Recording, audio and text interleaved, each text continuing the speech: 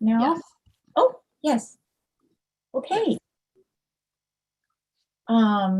Debbie, are you ready? Yes, Judy, I'm ready. All right, let's begin then. Good evening. Welcome to everybody out there tonight. I just was told that Maddie, one of our student board members, will be just a little late, but she will be joining us. So we're going to begin with a land acknowledgement from Superintendent Sweeting. Good evening. We honor the first peoples of these lands by acknowledging that the area in which we gather is within the traditional territory of the Stillaguamish tribe of Indians.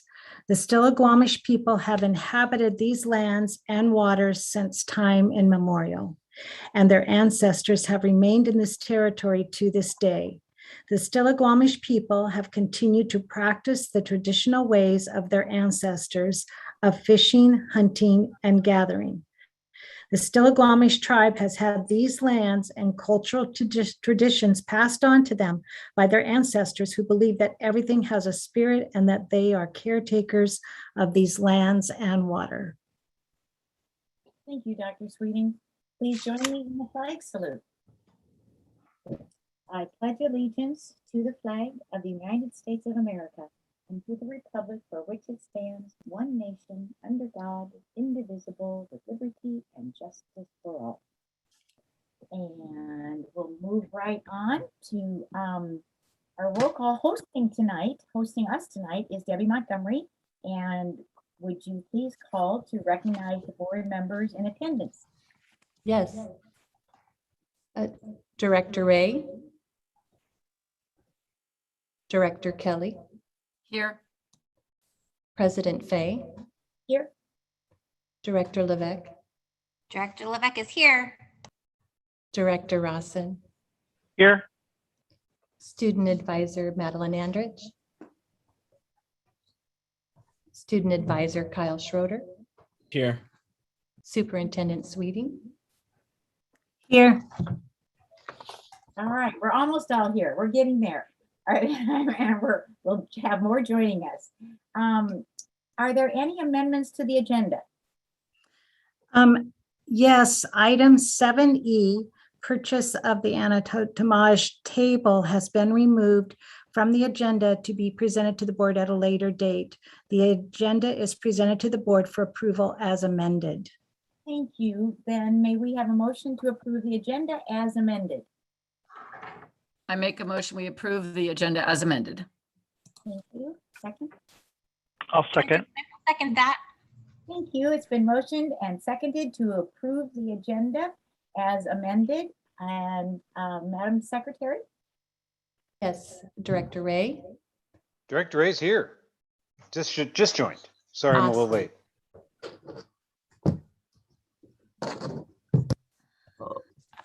Director Kelly. Aye. President Fay. Aye. Director Levesque. Aye. Director Rawson. Aye. And next, could we have a motion to approve the Zoom meeting minutes from August 23rd, 2021?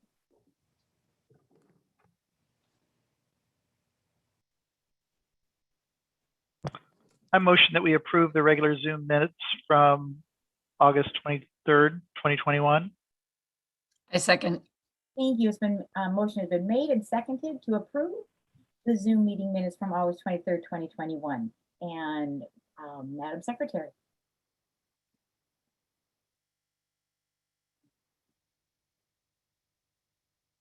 Director Ray.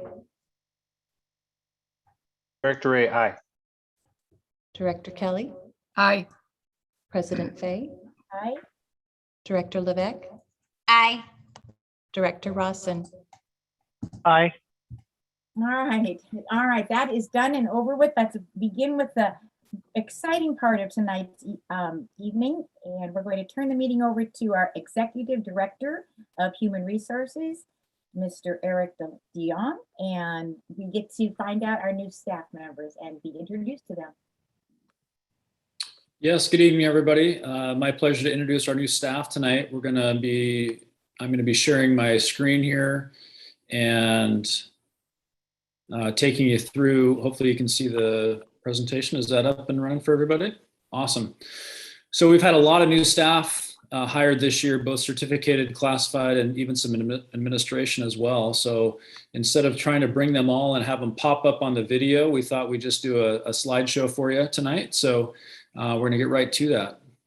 So first of all, in our administrative category, we have Carrie Helgeson back to our district as our Director of Equity and Student Wellbeing. And Carl Olson is making a change from principal at Kent Prairie to our Director of Categorical Programs. So we're excited to have both of them in the district office.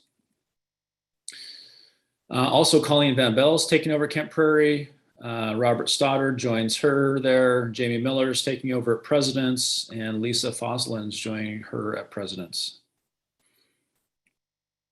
At Arlington High School, so we're just doing these alphabetically here. So we've got Casey. I'm not going to read all the names. I guess I'll let you look at the pictures. We want to make sure you can recognize people as you're wandering around the buildings and seeing and getting out and about. You can see we have a lot of new staff members. A couple of returners. John Hunsucker is a returning staff member for us. Ashley Haltrup did a leave replacement last year for us. Olivia Moore is doing a leave replacement this year in PE.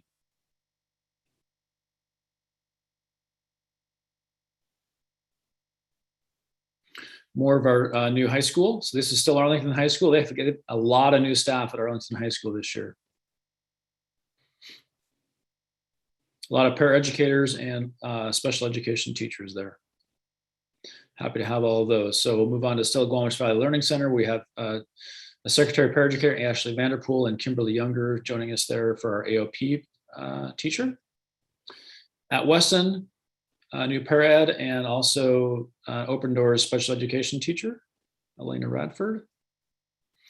At Post Middle School, you can see we have a number of new teachers there. A note also, you saw at Arlington High School, we had a student support advocate. That's a new position this year for us. And Rachel's doing that at Post and Howler, both of those locations. And that's a new position, a grant funded position through Snohomish County.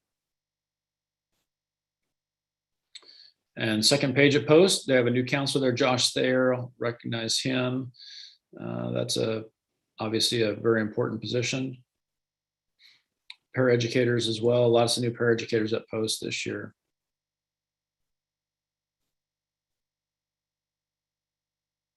At Howler Middle School, two new math teachers, Darby and Brian, a new CT teacher, Jacob, and Peyton's going to be a paraed for us there at Howler. More Howler Middle School, new secretary, two more paraeducators. In special programs, so these are staff members who move around the district. So physical therapist, occupational therapist, and teacher of the visually impaired. Cabri, Laura, and Ashley joining us district-wide. At Eagle Creek, Brooks, a first grade teacher, Danielle, and Lindsay are paraeducators. Kent Prairie, we have Wendy, a special education teacher, and Miranda, Title I teacher. Catherine's a second grade teacher, and Shelby's a paraeducator. Pioneer, so new counselor, secretary, and paraeducators there. Also at Pioneers, we have Derek, a fourth grade teacher, and Christine, a fourth grade teacher, and Trina is a kindergarten teacher.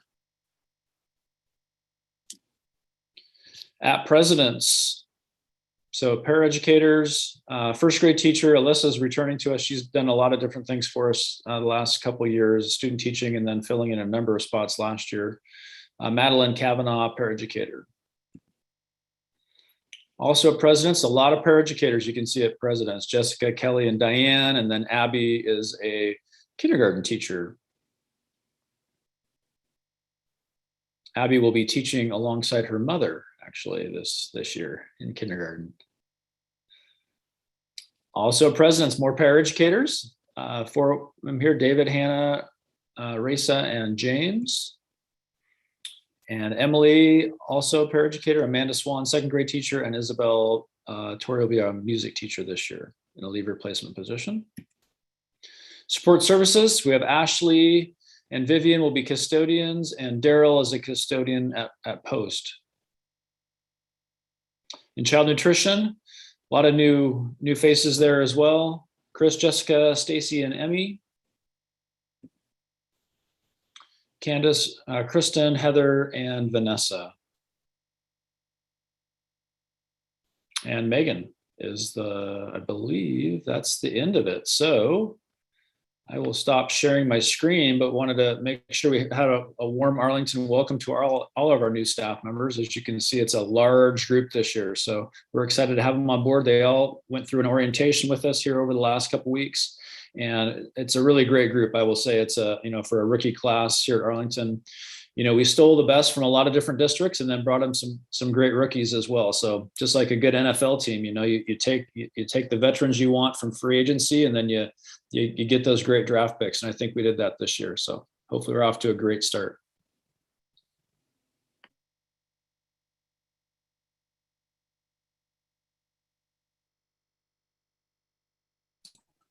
Thank you for presenting that, Eric. I appreciate seeing everyone and kind of labeling where, what spots, was it teachers, was it staff, was it kitchen employees? It's great. And I like to give everybody equal mention. So thank you. Thank you, Eric. Well, and welcome to all of you for choosing Arlington to work at, to teach to and learn with and caretake all of the children in our community. We wish you a happy, successful new school year. We'll move right on to comments from the audience. Madam Secretary, do we have anyone signed up who would like to address the board tonight?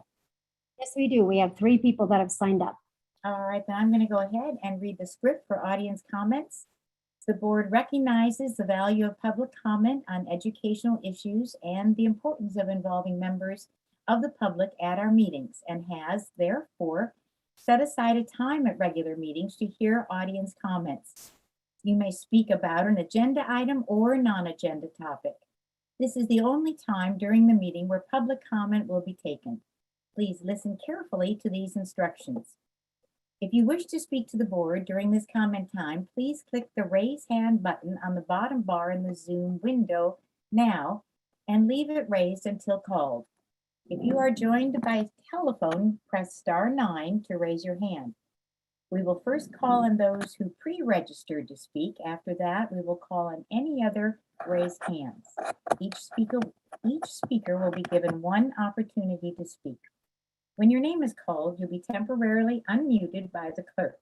Please clearly state your name, spelling the last name, and email address, unless you have already provided your contact information to the clerk, and keep your comments as brief as possible, 3 minutes or less. The president may interrupt or terminate an individual's statement if it is uncivil, disrupts the orderly and fair progress of discussion, reaches the level of obscenity, or exceeds the allotted time. The board does not respond to questions during the business meeting. The board's silence does not signal agreement or endorsement of the speaker's remarks. If you are requesting a response or just prefer to provide comments to the board in writing, please do so through the district website at asd.wednet.edu. Choose administration, school board, contact the board. All right, we're ready for community participation. Okay, the first person that we have this evening is Sarah Blake. Sarah, we already have your contact information. If you want to go ahead, we should be. Great. Can you hear me? Yes, we can. Great. Thank you, school board, administrators, and the public for this opportunity to speak. I first wanted to mention my concern about the new rules at elementary recess time. As I understand it, kids will be allowed to take off their masks. Given that elementary children are too young to be vaccinated and likely to get closer to each other than the recommended social distancing of 6 feet during playtime, not wearing a mask increases risk and is not the best practice to keep them safe. The main topic I want to ask the board to consider tonight is adding the COVID vaccine to the list of vaccines already required for our children to safely participate in sports and attend school in person, such as for measles and polio. Just as measles and polio are infectious airborne diseases, so is COVID-19. Now that we are fortunate to have an FDA-approved vaccine for people 12 and older, we should take the next step to ensure that we are protecting our children, community, and economy as much as possible. There is already precedent for this action as other school districts around the country have done this. The district has taken many smart steps and protocols to get us to where we are today, where our children can attend full-time 5 days a week. Thank you for all of your hard work, making difficult choices to get us to this goal. Unfortunately, as some local school districts are finding out this month, positive student COVID-19 cases spiral into quarantines and loss of student learning opportunities. I am sure the decision to add the COVID vaccine to the other required ones will not please all parents. However, at this point in the pandemic, it is the unvaccinated people that are continuing the sickness and deaths. There is a saying that if you are not part of the solution, you are part of the problem. This is a health issue, not a political issue. Also, requiring vaccines for infectious diseases is not a topic of what many call an infringement on their freedom, because there is no absolute freedom in our country. It never has been. We all must pay our taxes, even if we don't agree on how the money is spent. We can't blast our music, or our neighbor's freedom for peace and quiet will be taken away. And we can't drive on the road at 100 miles an hour just because we want to, as it would most likely take away someone else's right to safety and life. I would say to those who don't agree that your freedom ends where mine begins. Your right to choose to have your children receive a life-saving vaccine and wear masks isn't greater than my children's right to attend school safely and not get COVID from your kid. The board's job is to make sure all of our children's educational opportunities are equitable, reducing barriers to learning by being able to attend school safely. I support a distance learning option for those 12 and over that are non-vaccinated. Finally, we must all work together. We are all interconnected, and we should be in this moment working together to defeat the common enemy, which is the COVID virus, not each other. Indeed, our humanity shines most when we love our neighbors. I hope you will consider my comments and do the right thing to protect all of our children, especially the ones that are too young to be vaccinated for COVID. Thank you. Thank you, Sarah, for taking the time to come to our board meeting and sharing your concerns. And who's next, Madam Secretary? Okay, next we have Heidi Duskin. And Heidi, we also have your contact information. If you'd like to go ahead, we should be able to hear you now. Okay, thank you for giving me this opportunity to speak. I have a couple things to say.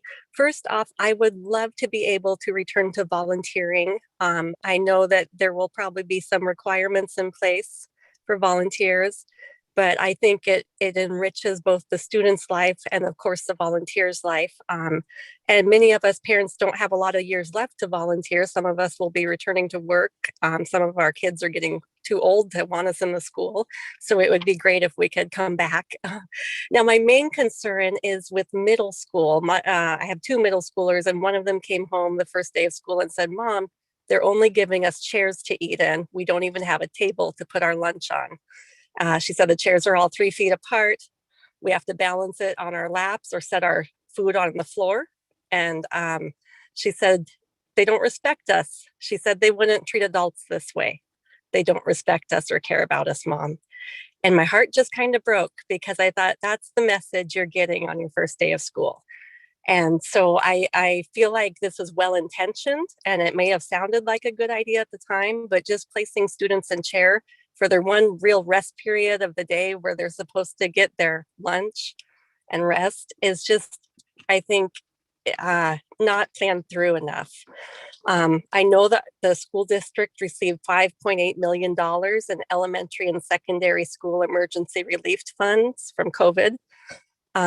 Couldn't some of that have been used for tents and tables set up outside even? Or for paraeducators to be present if students were to eat in the classroom in middle school? I just feel like there has to be better solutions versus just having our kids balance their food and spill it all over themselves at lunch, as if middle school isn't, rough enough with hormones and going from class to class when you're not used to it, and COVID restrictions in place. It's like, can we just make their day a little bit better and give them a table like a human being to sit at? That I would just hope so much for a different outcome. Thank you so much. Thank you, Heidi, for coming and sharing your thoughts and your concerns. And we have another person that's already signed up. Yes, we have Sandra Matthews, and Sandra, we have your information as well. If you would like to go ahead. Good evening, Dr. Sweeney and board members. I wanted to make you aware of my concerns about returning to school with our COVID numbers being higher than last fall. It is great that the kids are back to 5 days a week. I am, however, disappointed that elementary was not given an option for CDL like last year, since they are the only population of students who are not allowed to be protected with a COVID vaccine as of yet. The other options that Arlington has presented are not one size fit all when you have a child on an IEP. I also have a middle schooler. I was nervous about sending her back to school because Arlington decided to take away the temp checks and the daily health questionnaires. For what reason, I do not know, since Arlington already owns all of the equipment to continue it from last year just makes sense. To be made aware of a positive COVID case at Post after the first day of school, it seems more important than ever for the district to have these two important pieces back in operation as a reminder for parents to keep their kids home if they are sick or if someone in the family is awaiting test results. After my 12-year-old's first day back to school, she informed me that they are no longer have to hand sanitize or wipe down their desks in between classes. Why is this practice going away as well? Another step of safety and protection is gone, especially when these kids change classrooms so much in a day. I am extremely disappointed as it seems that Arlington is more focused on shoving all these kids back in a classroom without any safety precautions. This all seems like a terrible idea, especially when the district hasn't even said what the protocols will be when our children need to be in quarantine or how my children will be continued to be educated while in quarantine. It seems to me that our district, starting so much later than the rest of the United States, we would use that as a precaution for how bad this year could potentially get. Lastly, I'm asking the district why you do not have more information on the district's website for your policies on COVID-19. Why are you not more forthcoming with this information like other nearby districts? I would love for the district to be more open and offer clear information on your website, specifically what the district is doing to help protect our children from COVID outbreaks. I encourage the board to take a look at Lakewood School District's webpage as an example. They have a lot of information on what their district protocols are when it comes to COVID. They also maintain a health tracker on their website for all to see on how many students and staff in the whole district have positive cases or are in quarantine over a 2-week period. This seems like a great idea to help be more transparent with families you serve. I know for one, I would utilize this information instead of being worried all day long if COVID is in my children's schools. I know the information is ever changing, but to have an adaptable plan would be wonderful. Thank you for your time. Sandra, thank you for your time. Thank you for coming, and thank you for giving suggestions. Do we have anybody else with a hand up to Yes, we do. participate? Johnson. And Joy, we already have your contact information as well, if you'd like to go ahead.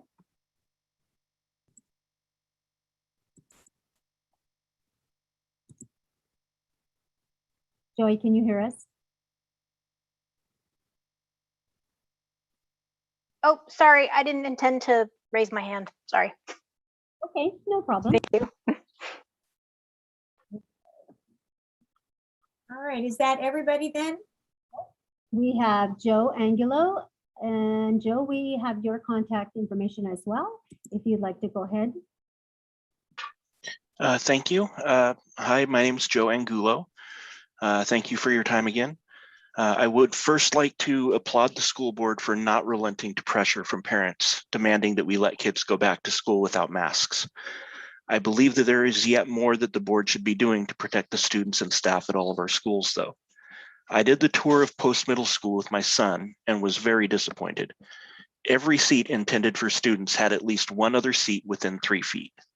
When I mentioned my concerns, I was told that the new distancing mandate was 3 feet where possible. The fact is, though, that with current staffing levels and classroom sizes, that 3 feet of distancing in class is not physically possible. If the board is still not willing to reconsider the possibility of going back to the hybrid AB schedule, then we should be revisiting the idea of re-implementing the committed distance learning option for parents who want to send their children in person or who don't want to send their children in person 5 days a week to overcrowded classrooms. This would have multiple benefits, the biggest of which would be to the families who want to be more careful with the lives of their families, of course. It would also benefit the rest of the students, though, by reducing the number of students in the classrooms and possibly allowing students to maintain safe distances in those classrooms. I would also like to address the lunchroom situation. I fully understand why the decision was made to pull all the tables out of the middle school cafeterias and have the students eat from their laps. I think there is a better way, though. If the schools were to put down folding or roll-up mats of the kind that are used for gymnastics, the chairs could be replaced with small lap tables. This would allow for about the same number of students in the cafeteria, but would provide them with a stable platform to eat on. Lastly, I think the school board needs to push for definite guidelines from the health department regarding thresholds for shutting down a given classroom or school and for moving back to hybrid. We are at the highest case rate we have had since the start of the pandemic, and I think we as a community deserve to have a set of guidelines that say, if our rolling case count per 100K reaches X, we will go back to hybrid. Or if we get a certain number of students and staff who test positive in one classroom, we will quarantine that entire class. Or if we get a certain number of students and staff who test positive in a school, we will shut down that campus. We are tired of being told we'll figure that out if and when it happens. We need answers, preferably before we have any staff or students die to COVID. Thank you for your time. Thank you, Joe, for your time. Thank you for coming. And thank you for coming with ideas and suggestions and thoughts and concerns. All right, is that everybody, Madam Secretary? And artists, we do have your information as well, and so you can go ahead. Thank you very much. Can you hear me okay?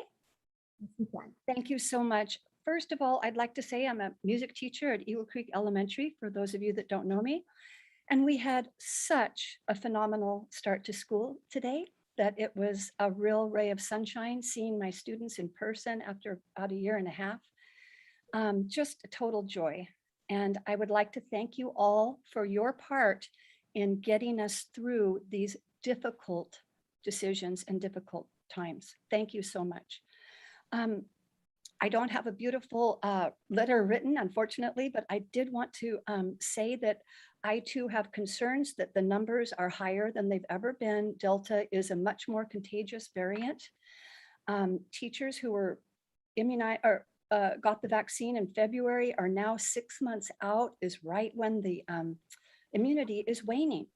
So it is going to be tough as we head into the winter with this highly contagious variant. And we need to keep up very strong measures that have been proven to work, which are the masking, properly worn masks, not letting it fall down onto your nose, and distancing, and of course, getting everybody vaccinated is super, super important. As we saw in San Francisco, their secondary schools have a 90% vaccination rate, and they've come back to school for over 3 weeks, and they hardly have any COVID transmission. So it's really critical that we keep the campaign up to get people vaccinated. I too, along with the parent that just spoke, would hope that the board is looking at metrics, working with the health district, of course, to see if cases are becoming more and more serious, then what would it take? What would the metrics be to go back into hybrid temporarily until, the time when we can come back? I mean, we're going to have to just keep doing what we've been doing and analyzing the science, looking at our numbers. making that transparent to our parents and teachers and staff to know how many cases we currently have in our schools is, I think, really important. And just keep, battling from the standpoint of staying at school whenever we can. But that if it does get too dangerous, then we might have to go back to hybrid until it is safe for everybody. So again, I want to thank you so much for looking out for the safety. We cannot let up right now. Thank you so much. Thank you, Artis, for coming. Thanks for sharing your thoughts. And I'm glad you had a great first day today. Thank you. Okay, let's see, it doesn't look, let me check one more time. And that is it.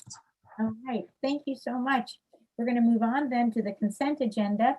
Do any board members have questions or comments about the consent agenda? No, then may I have a motion to approve the consent agenda? I make a motion that we approve the consent agenda. And a second. Director Levesque will second. Thank you. We've had a motion and a second to approve the consent agenda. Madam Secretary, could you call for a vote? Yes, Director Ray.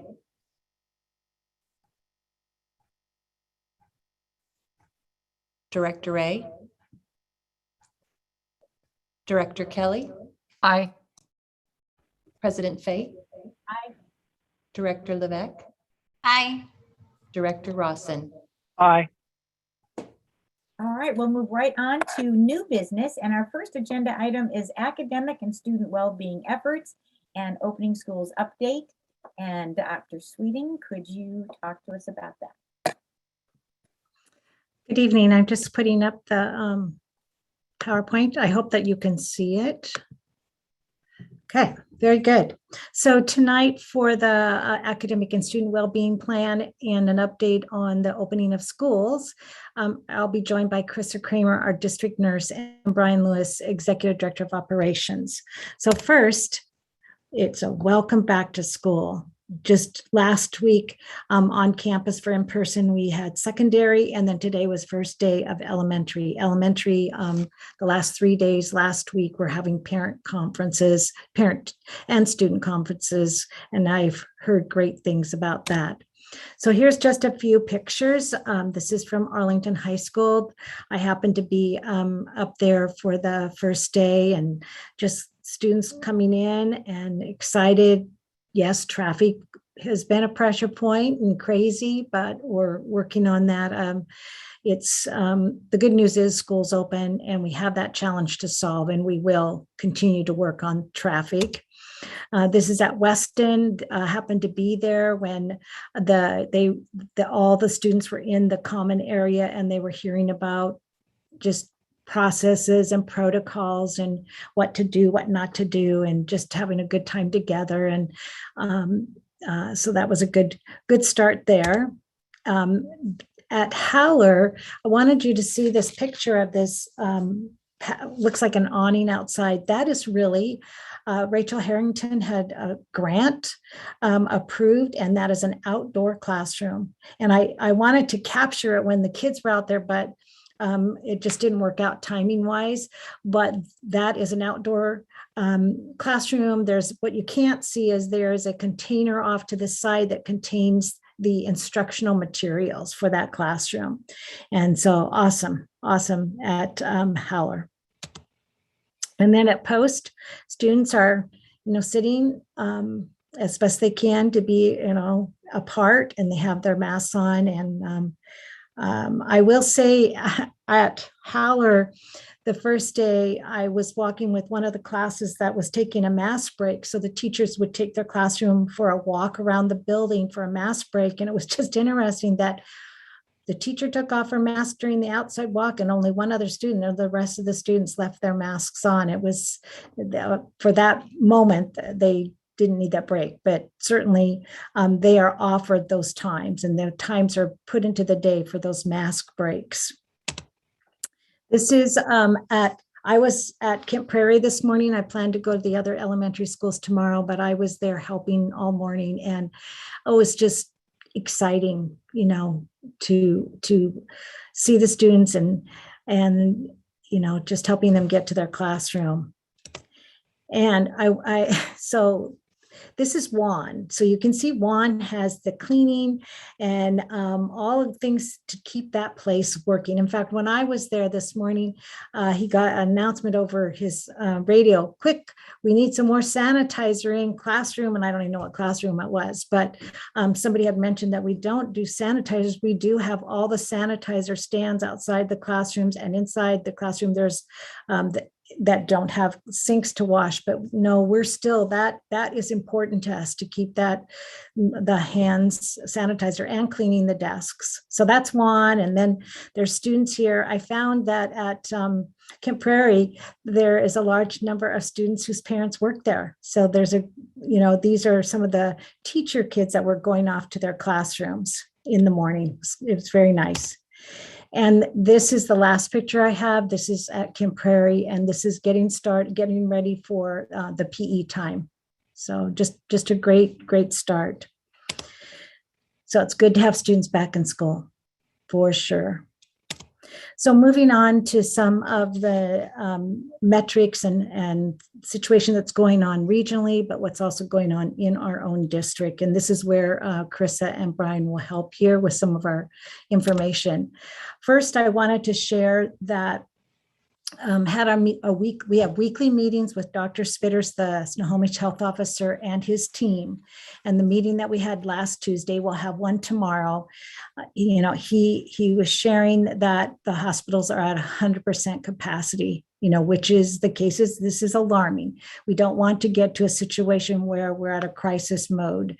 And so that's what we're guarding against and watching very carefully. And so he mentioned that and was concerned about that. He mentioned this last week that it would be effective today, that there was a change that masks are required now outdoors in large groups of 500 or more.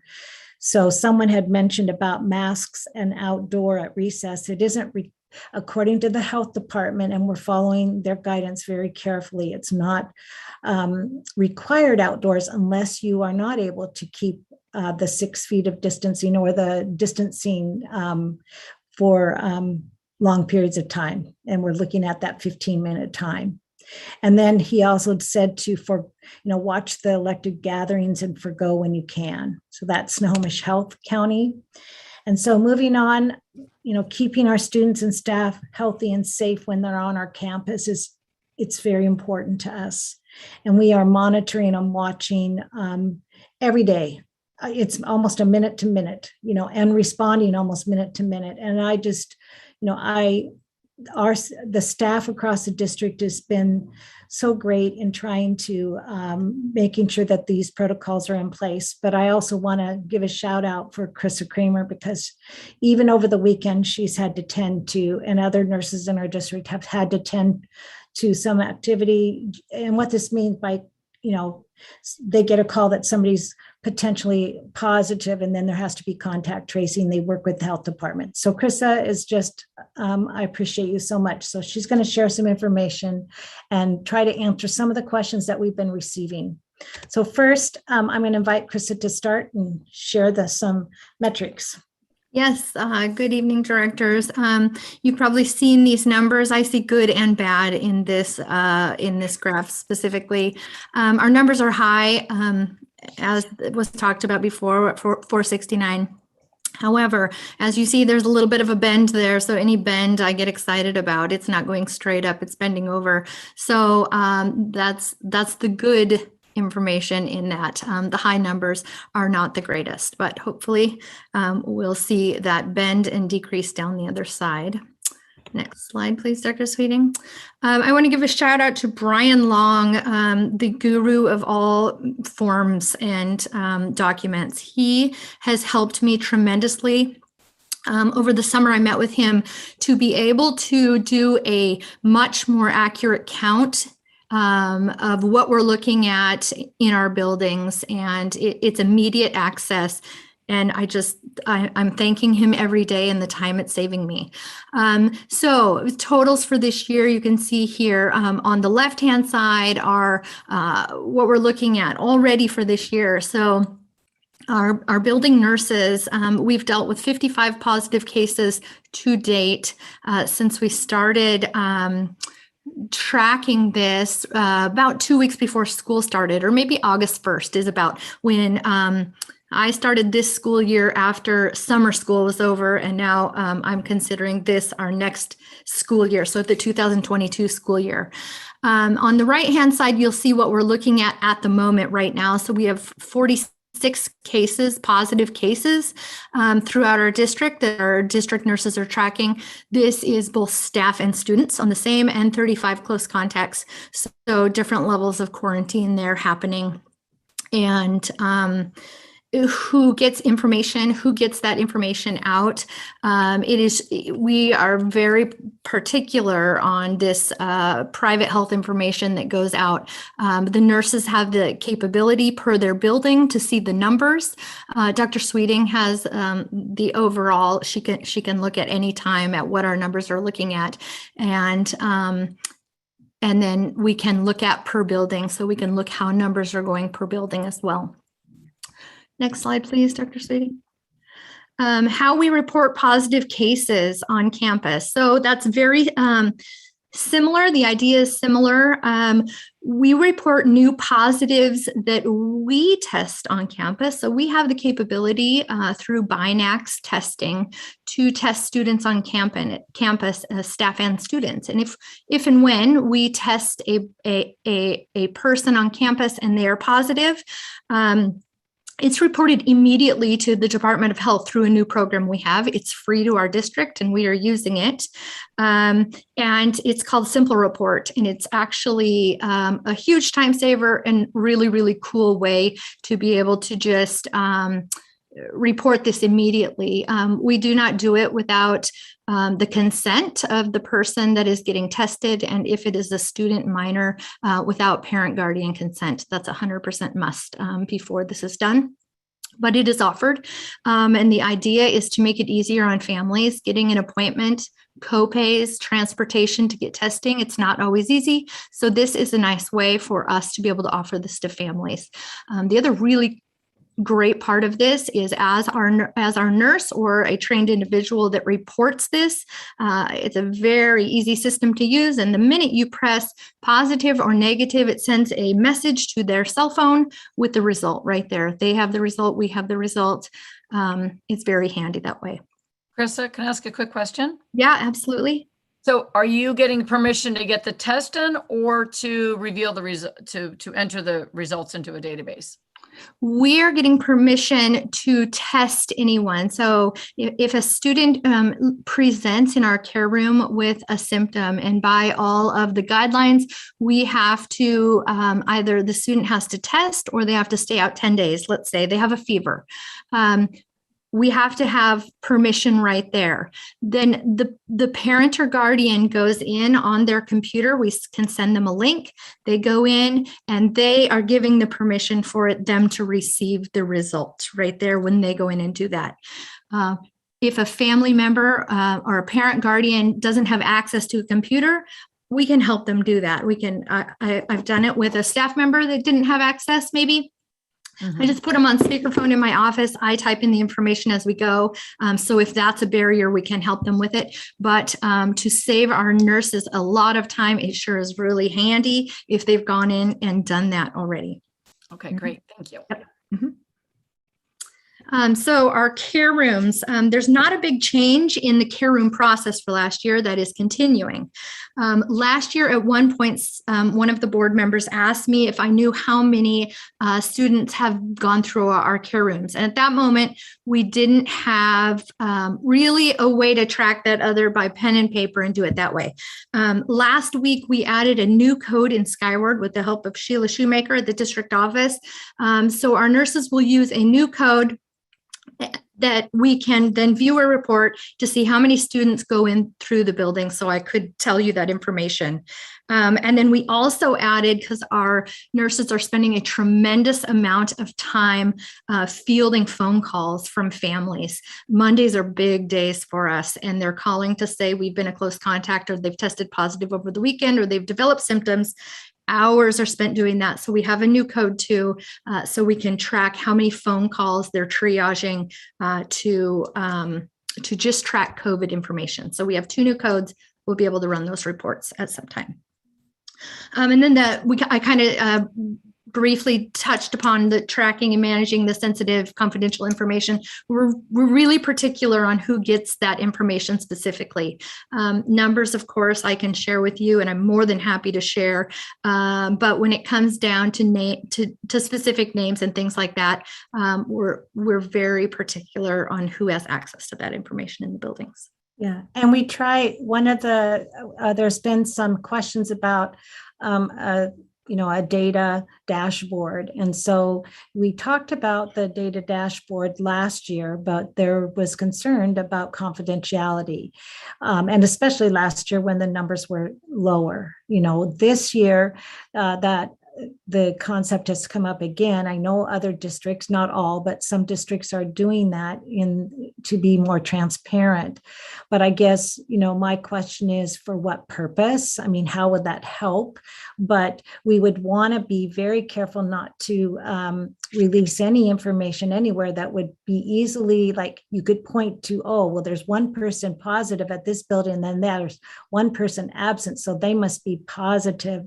Potentially, we want to guard the confidential, status of an individual, and we do that not just in this kind of a case, but we do that for testing as well. So, like for this at the state level, if there is a small group of students, let's say 5 that are tested, and it's a small number, we don't report what that is, because we're trying to even keep that part confidential. We may, we've been having conversation recently about, okay, so if we do something like that, like a data dashboard, could be then just combine, so it's not such a single type number. Maybe it could be staff and students together. So we're still grappling with that. Yes, we want to be transparent, but also we ask ourselves, so, what's the purpose? How will that information be used to move us forward? But we are having discussions about that, because we do want to provide information that is helpful, but, keep confidentiality. Okay, I'm moving the slide forward, Krista, and I think Brian Lewis is going to discuss this one. Yes, thank you, Chris. Chris, before we start talking about these slides, would you mind if I shared my screen really quick and show our district webpage? Thank you. Sure, I'm stopping my sharing.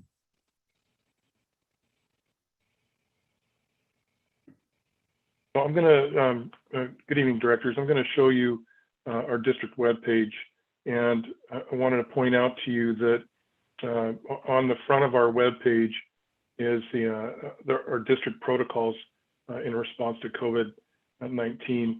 And this is very small, but if you click on it, it opens up into a much larger format for viewing.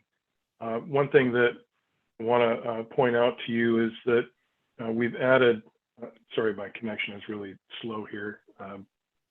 We've added I do have another one that's fully loaded.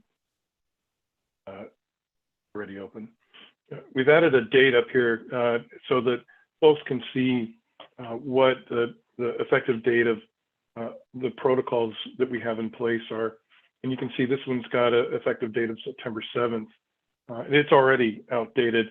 We're going to have to update this for the governor's proclamation regarding masking in groups of 500 or more. But the same issues that we addressed last year have been condensed into I call it a one-pager, but it's really 2 pages, 1 page printed front and back. And it provides guidance for our students, staff, and other adults who interact with our district, like visitors or volunteers. And it covers the range of issues that we need to address in terms of providing a safe environment inside of our school buildings in regards to COVID. So that resource is out there. Some of the responses that I'm going to be providing to you tonight, you can find them on that one pager on our website. So Chris, you can restart your slides. Okay, there you go. Thank you. So tonight I'm going to be talking about vaccinations and in regards to employees, volunteers, and contractors. The governor's proclamation is that we all must be vaccinated by October 18th. What that means is that our second shot in the two-shot series of vaccinations or a first shot in the one-shot series need to be completed by October 4th. We're also sending questionnaires to staff regarding the status of their vaccination and asking them to provide us verification in the form of a vaccination card, a photograph of the vaccination card. They can also show it to us if they don't want to send it to us. That's going through human resources. And they can also provide a letter from their doctor or a printout from the state vaccination database that shows that they've been vaccinated for COVID. These same verification requirements apply to volunteers and contractors. And this is, in regards to contractors, this is kind of an evolving topic because there are some contractors who may be working on site that don't come inside the buildings and don't have any potential for contact with staff or students. And the governor did issue some clarification as to how this proclamation would apply to contractors. And we're working with legal counsel and the risk management pool to provide a document to our contractors to help them understand what our requirements are and what their requirements are, because if they have subcontractors working for them that come inside of the school buildings, then their subcontractors are required to keep vaccination records in the same way that our contractors are and that we are. For employees, that information is maintained at the Human Resources Department, and the Human Resources Department and the district nurse are the only entities that have access to that information. District nurse needs it for determining quarantine protocols. Folks that have been vaccinated and exposed to COVID don't necessarily have to quarantine. They do have to test, or we ask them to test after 3 to 5 days after the exposure. Volunteers, at this point in time, we're asking for no volunteers in the elementary school. We do have volunteers at secondary level, primarily in athletics programs, and we're working out a process to collect that information in a way that protects the privacy of those volunteers and doesn't necessarily place an additional burden on our school buildings to gather that information. We don't expect our building staff to be experts on what constitutes a verified vaccination versus not. So we're trying to get an understanding of what it is that we need to do that helps us provide a safe environment for our volunteers and our staff who are interacting, and our students who are interacting with volunteers. So that's evolving. The accommodations, there's 2 forms of accommodation that are available. One is medical, one is religious. Mr. DeYoung in Human Resources has already distributed those 2 accommodation forms to the folks on staff who may not be vaccinated. They're with the accommodation or with the exemption forms that they're applying for. The accommodations, if they are granted an exemption, then we have to provide a reasonable accommodation for them, and that is reasonable for both the school district and the staff member. And at this point, the accommodations that we're looking at include weekly testing, additional PPE, or in very rare cases, potentially a change of job duties. But we're not settled on what exactly the exemptions are going to look like. Switching to visitors, we definitely don't want to be not in compliance with the governor's proclamation, which does not require that visitors be vaccinated. We don't have to ask any kind of information from visitors about their vaccination status. They are eligible to attend events on campus and to come into our school buildings. We ask that they follow all the other protocols that our staff follow, other than vaccination. That exclude yourself if you're ill or close contact with someone who's been diagnosed positive with COVID. To follow physical distancing guidelines, to wear facial covering, and they can't enter into a building to drop something off or pick something up. We're not excluding folks completely from the schools, but we're trying to go about it in such a way that doesn't expose anybody, especially students or staff, to COVID when they're inside it. Next, please. Next slide.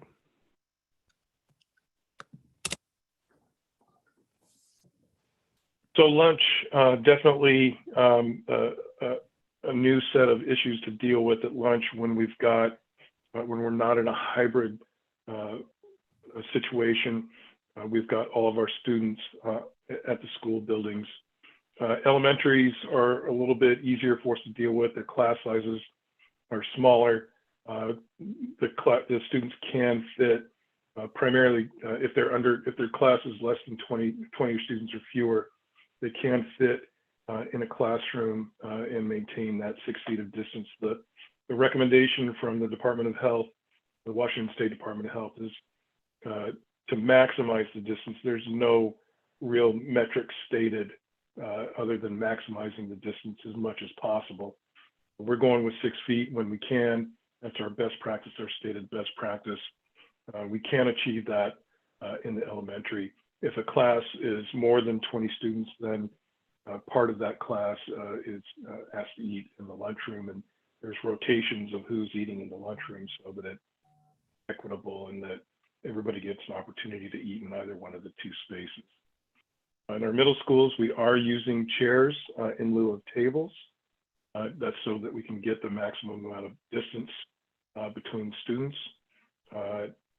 We also need those desks that we used last year when we were in hybrid back in our classrooms, because we've got more students in the classrooms and they need seating in the classrooms.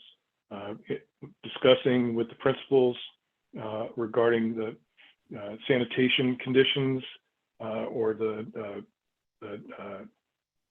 grace with which students can eat while they're balancing their meal. They're not noting any issues at all. There's no spillage going on.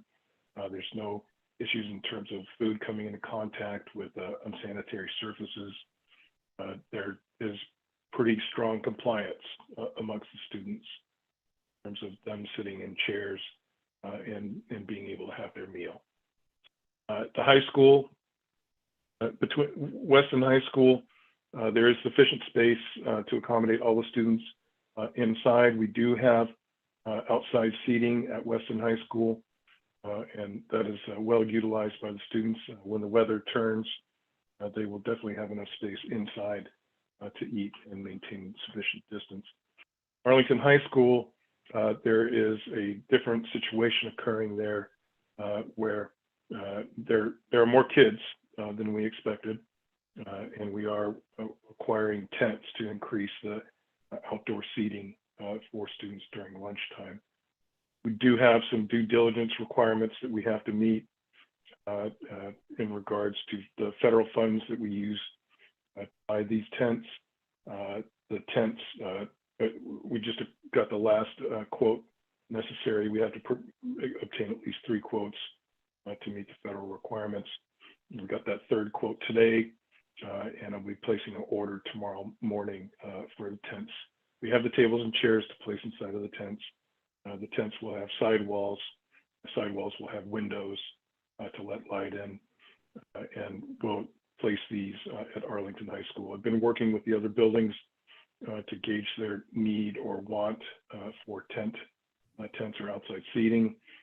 Only one elementary school at this point has come forward and requested tents. The others are happy with the situation that they've got. Thanks, Brian. On this slide, thank you. Oh, this is mine too. So Krista mentioned earlier that we've got free COVID testing available. This is through a state program called Learn to Return, of which we are a member. Learn to Return provides us with the two kinds of tests. One is the Binax Now rapid test. The other is a PCR antigen test. If we have these tests available for all students and staff, as Krista mentioned, they require consent, and the student tests require parent or guardian consent. The Binax Now can provide tests in 15 minutes, or excuse me, results in 15 minutes. And these are available for students or staff who are symptomatic during the school day. If they come to the care room, or if they, which is our isolation room, or if they report themselves, a staff member reports themselves symptomatic during the school day, we're going to offer them a test. We're going to offer this test for students, we'll offer it to the family. And this is available in all of our school buildings. And we just have to, a person just has to contact the school nurse or the district nurse to get an appointment. We're going to start promoting this program tomorrow on social media and by communications to families and staff. We've got draft communications we're polishing up right now to send out tomorrow morning. So, thank you. Thanks, Brian. Okay, student vaccinations. We had some questions about student vaccinations, and Krista, I think, is going to answer some of these questions for us, if not all of them. Thank you, Krista. Okay, so my first one, what is the status of COVID-19 vaccine for students? So if we're talking under 12, I have heard anywhere from October to January. So still no definite answer, but it's coming and we're getting closer. What type of immunizations are currently required? And so currently to attend school, students have to have their Tdap with a booster in the 7th grade, their MMR vaccinations, their Hib, HIB, varicella, chickenpox, Hep B, and polio. Those are the required vaccinations to attend school. So we require documentation of all of that, or a exemption notification. And so what's the process to track all this? When a student enrolls, if it's a new student, any grade or kindergarten, the families provide what we call a CIS, a certificate of immunization, or the certificate of exemption when they're registering their child. When there's a change in a vaccination law, which it does happen, and for instance, let's see, the Tdap booster for years and years was always required as students started 6th grade. That changed about maybe 2 years ago. COVID, it messes me up here on years, but a couple years ago it changed. So it would then be required at the start of 7th grade. And so every year in the spring, regardless of what group of students is due for that vaccination. For instance, this spring, we sent out reminders just early in this, early spring, letting families know that if they had a student that was headed to 7th grade, that Tdap booster is coming up and that it's expected for them to have that at the start of 7th grade. And so our building nurses collect that information as it comes in. It's entered either by the building nurse or by the registrar. They all have access to that. To make it easier on families as well, if a family loses it or if they can't look it up themselves, we've talked about that here before, these same people, our registrars and nurses, have access to look up vaccination status of students, and we can print that for them and put it into our system. And so that is the process that we use. If we at some point need to track COVID-19 vaccinations, we will do it very a similar process. I don't see it as being a problem for our building nurses, registrars. It'll be a group effort, and we'll get that information in and load it into Skyward and be able to run reports and see who's missing on that as well. Krista, who directs what's required? So when we have the list of immunizations that are required right now, who directs that? Who tells us as a system that this one's required?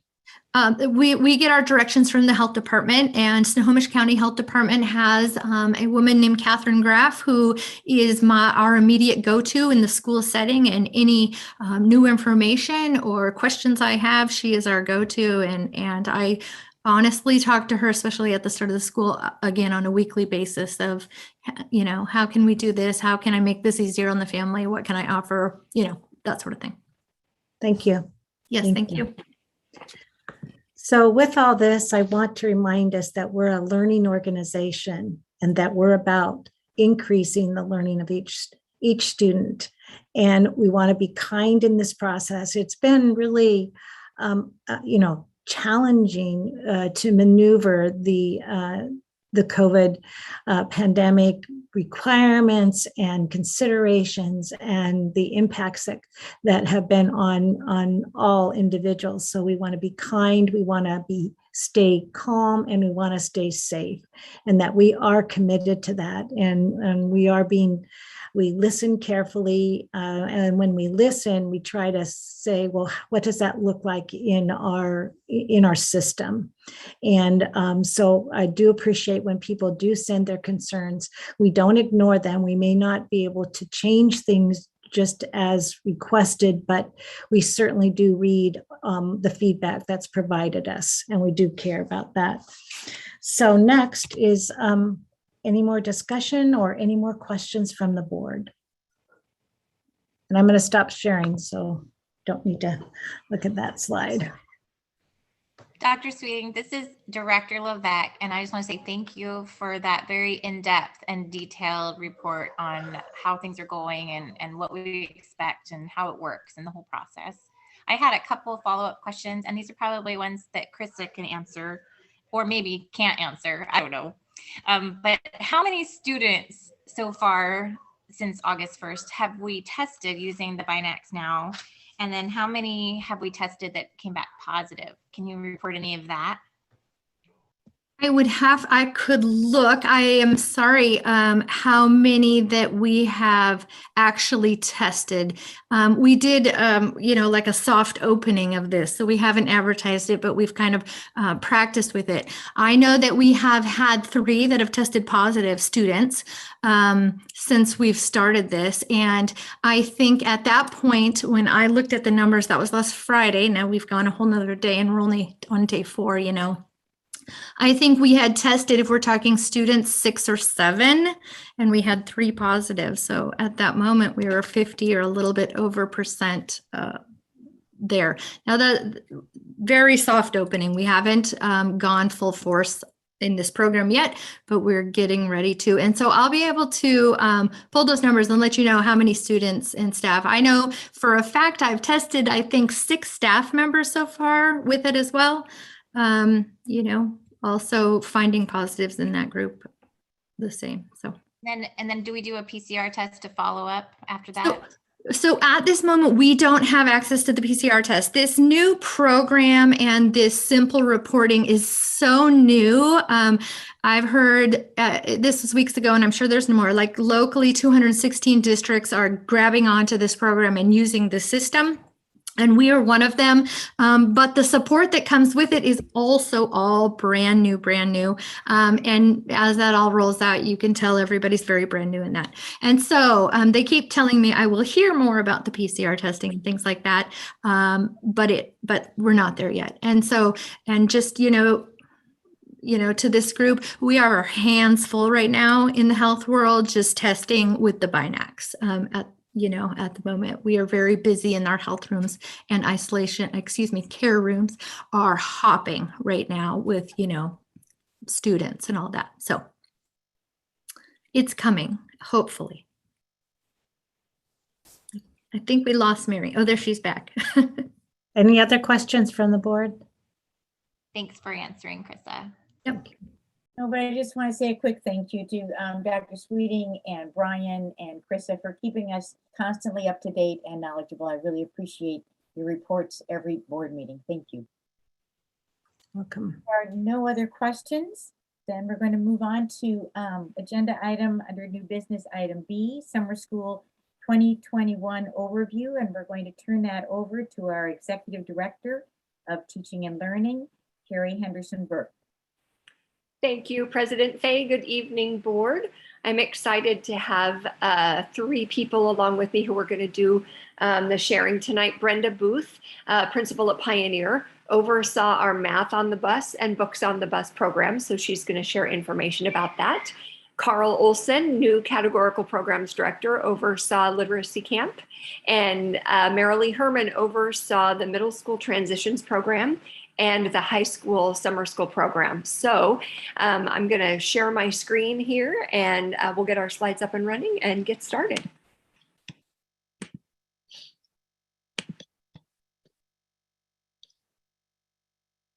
And as always, I have a moment of insecurity. Is everybody seeing what I hope you're seeing? Yes, you're good. Great. Thank you. I love that. That makes me happy. So, all right, we are off.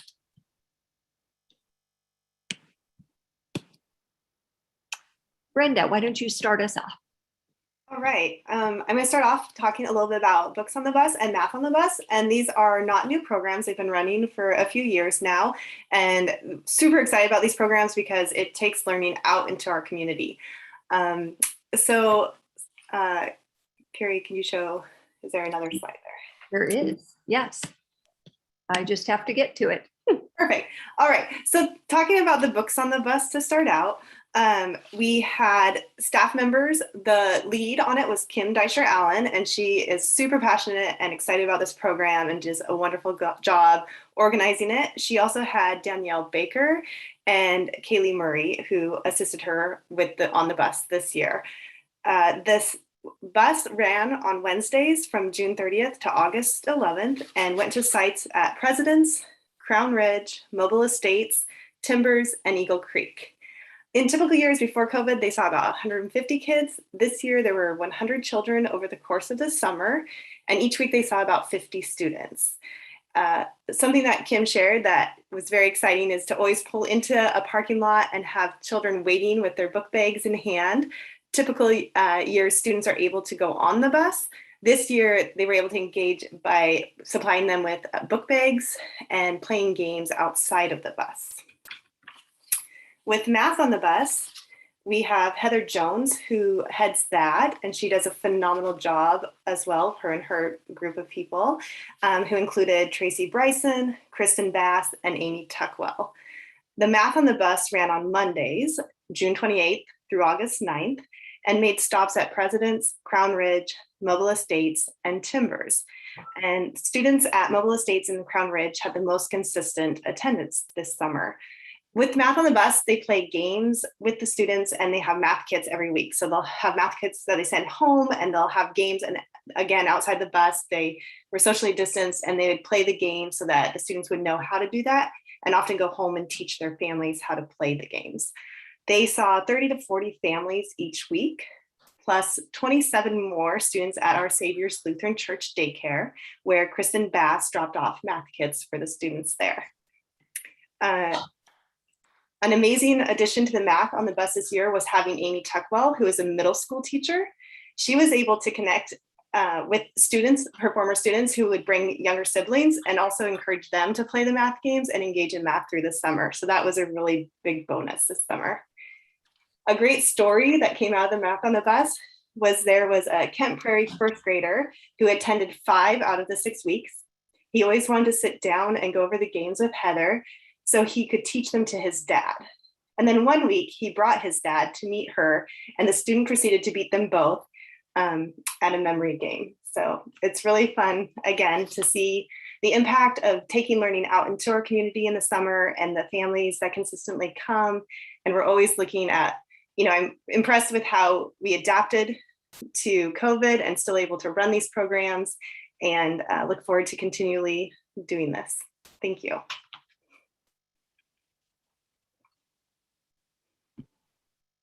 Good evening, Carl Olson, Director of Categorical Programs. So we will now move on to Literacy Camp. And first, I want to share some special thanks. First, we had 26 staff members who took part in this. 12 teachers, 12 paraeducators, and 2 interpreter tutors. Along with that, I want to thank Heather Jones, who was our lead teacher for this program, and similar to the Math Mobile, she's got it down to a science for working with teachers on different themes and helping to promote a good learning environment for all the kids. I also want to give a huge thanks to transportation, who helped us route 7 different routes and get the kids picked up all over. I mean, they were driving, up to Oso, you name it, and getting them there to Pioneer each day. So huge thanks to them. And finally, to our parents, one of our big celebrations is the fact that we were able to safely offer this program. We offered it to 180 kids. We had 149 actually show up. Where I thank the parents is that we were able to do this without utilizing our care room. And parents were very proactive, holding kids home, even though it's allergy season, with sniffles, you name it, and letting us know. So they were truly our lifeline in making sure we can keep this program going and kids healthy. So we spent a lot of time working with the staff even beforehand on some learning through themes. And you will see here, we have some kiddos wearing their shark hats. And the teachers were able to get together in May, go through materials and choose different themes. Kindergarten did a lot around sea life. 2nd grade did some things around endangered species, for instance, and really helped to create this kind of like a camp-like atmosphere throughout. In the next slide, you'll see the teachers joined right in. And so there you see Miss Lorello, who was one of our kindergarten teachers, and the kids, they just love the interaction and relationship building with the teachers, as well as the opportunity to do through nonfiction reading and other ways of gaining information to then apply it to art, to games, to writing, to all kinds of activities throughout this month-long program. So again, the teachers I'll just say it, they brought it. They created relationships with kids from the get-go. They called all their families before it even started to talk with them, get to know their needs. Our interpreter tutors were calling families. So they really did a lot of front loading to build a relationship so that when kids got there, they were focused on having a positive experience and learning through a lot of fun activities. Now in the next slide, you'll see some kids playing games. And again, we knew that being summer, if we wanted to keep kids excited to come, we needed to be able to do games, arts, activities that applied to learning and help them build literacy, but are fun. And so that was a focus throughout this time. And as you'll see in a couple future slides, the kids truly did do that and had a wonderful time with the activities they took part in. And then finally, opening minds to learning.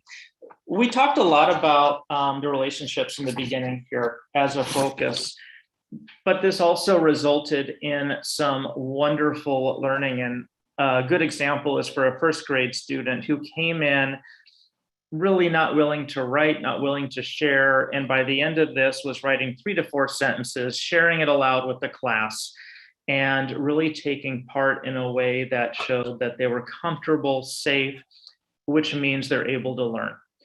And I had heard many examples about this from kids, all the way up through 5th grade, where the teacher was even working with them on doing some persuasive writing to be able to get a little bit ready for middle school here. So pretty exciting to see some of the learning that kids did and just the smiles and willingness to come back. So this kiddo says it all right there. So I had to get one good smile shot. So there you go. And then finally, there's always that what's next. Along with the what next, I'll share this picture from a kindergarten class, which just has these wonderful kiddos with some of their sea life art that they were doing. So a few things we're looking at. Number one, like I said, we had 149 out of 180 enrolled kids attend. And the outreach was very strong in the beginning. We were able to get multiple LAP qualified students. We do want to find some ways to extend that next year. Part of it is always getting the correct amount of staffing to meet the need, but also find a way so that if we learn early on that kids are not going to attend, we have a waiting list ready to go to get more kids on board. Also, we're working to look at what can we do for some data snapshots after this. So I'm exploring that with Evelyn Moldal to see what data we can get to be able to see if some of these kids, for instance, didn't have some of the summer slide. I'm a big believer that when kids' brains are activated and they're learning, no matter what the content, that helps them when they get back to school in September, because they've still had those opportunities to keep growing. And so we're going to be looking into those opportunities to determine if that took place, especially in the area of reading. And then finally, some of the things the teachers shared is they would love to have more data about their incoming students before summer school. For instance, reading levels, maybe a writing sample, something that would give them a baseline for where the kids are at so they have an idea where to move forward from. And so those are three things that we're looking at for next year to be able to maximize what we're doing with the kids. So we're excited to get going. Again, huge kudos to all the staff. They did an awesome job just with relationships, with learning, with creativity. And these kids, they were pretty excited to come back. And that is a huge part right there. So thank you. All right, I'm going to be pretty brief on our summer school because it is a program we've run for the last several years, and we've been pretty consistent with how we run that. So this year we had, and again, I'm Marilee Herman, I'm the assistant principal at Arlington High School, and summer school is my thing. So there you go. We usually run it at Weston High School. It's a great campus for the amount of kids that we have come. Gives us a lot of visibility and ability to help kids. So we had 332 enrollment classes registered, so less kids than that, but 332. Several kids were able to make up more than the 2 classes in a summer because they worked through it at a pretty quick pace. I think part of that due to our COVID closure and hybrid, kids have gotten more computer savvy with courses. We had 153 advancement classes running. And when we look at our completers, out of those 485 active classes, we had an 82 pass rate. We awarded almost 200 credits over the summer. And that does not include our backfill credit. Right now we have just at Arlington High School, and I don't know Weston's numbers, but at Arlington High School, we have over 150 grade changes that we need to still manually make with backfill credit. So that's where if a kid has taken a second semester of a class, but they failed the full year, due to COVID, we're able to give them credit for that first semester as well. We're also looking at mastery-based credit opportunities. That's not something that's come out of COVID, but it is an opportunity we have for kids to get back on track for graduation. Our current on track for Arlington High School, again, we're waiting for those over 150 backfill credits to be logged. And then also not all of our summer school grades have been posted. We're waiting for some talk between the systems at the district office and the high schools. So we're working on that. But our freshmen right now are at about an 82% pass rate. Our freshmen from last year, due to the things that we put in place to help them get caught up. So we're not on our track for our goal, but for COVID, I think we're doing pretty great, personally. And we've still got a lot of opportunities for them coming up. So we'll have to speak to more numbers later when we have those processed for you. We used ESSER funds with Arlington High School, the Weston High School Summer School program. What that allowed us to do is we had 2 paraeducators instead of just 1. We had a lot more support and we saw numbers unlike we've ever had before. We had 250 some kids walk in on the first day of summer school, and our typical numbers are about 120. So we were pretty swamped. Still able to socially distance and do all that, but it was it was quite the flood of kids that came. So we offered a lot of opportunities for them over the summer. And like I said, we were able to keep enrolling them in classes as they finished them. So we had a lot of kids really use that opportunity exceptionally well this summer. And then can you hit the next slide for me, Carrie? I want to talk a little bit about looking forward in the summer school program. Just our size this year. I'm anticipating a larger size next year as well, as kids get kind of used to being back in school, and there's a lot they're balancing socially, emotionally as well. Looking forward, I'd really like to look at the possibility of having a secondary summer school program coordinator, especially when we look at the freshman transition program I'll talk about next. And then also a secondary summer school secretary and registrar, as well as our ongoing registrar position, because the enrollment was massive, and the ability to put them in more classes and keep kids motivated and going. We face some really awesome possibilities this summer that I think we can continue to grow. And also the idea of continuing with 2 paras, obviously number contingent upon our enrollment. But with summer school, we also have 5 content area teachers that are there. So we're able to offer very direct support in addition to our credit advancement program. So it's definitely a program we want to keep continuing. We continued with the platform that we've used for the last few years, which is Apex. So kids are able to, if they're doing credit retrieval and taking the same class, same course code, they're able to test out of units. So a kid that maybe was in school last year, maybe had to be out because of COVID or family issues or whatever else, but still knew the content.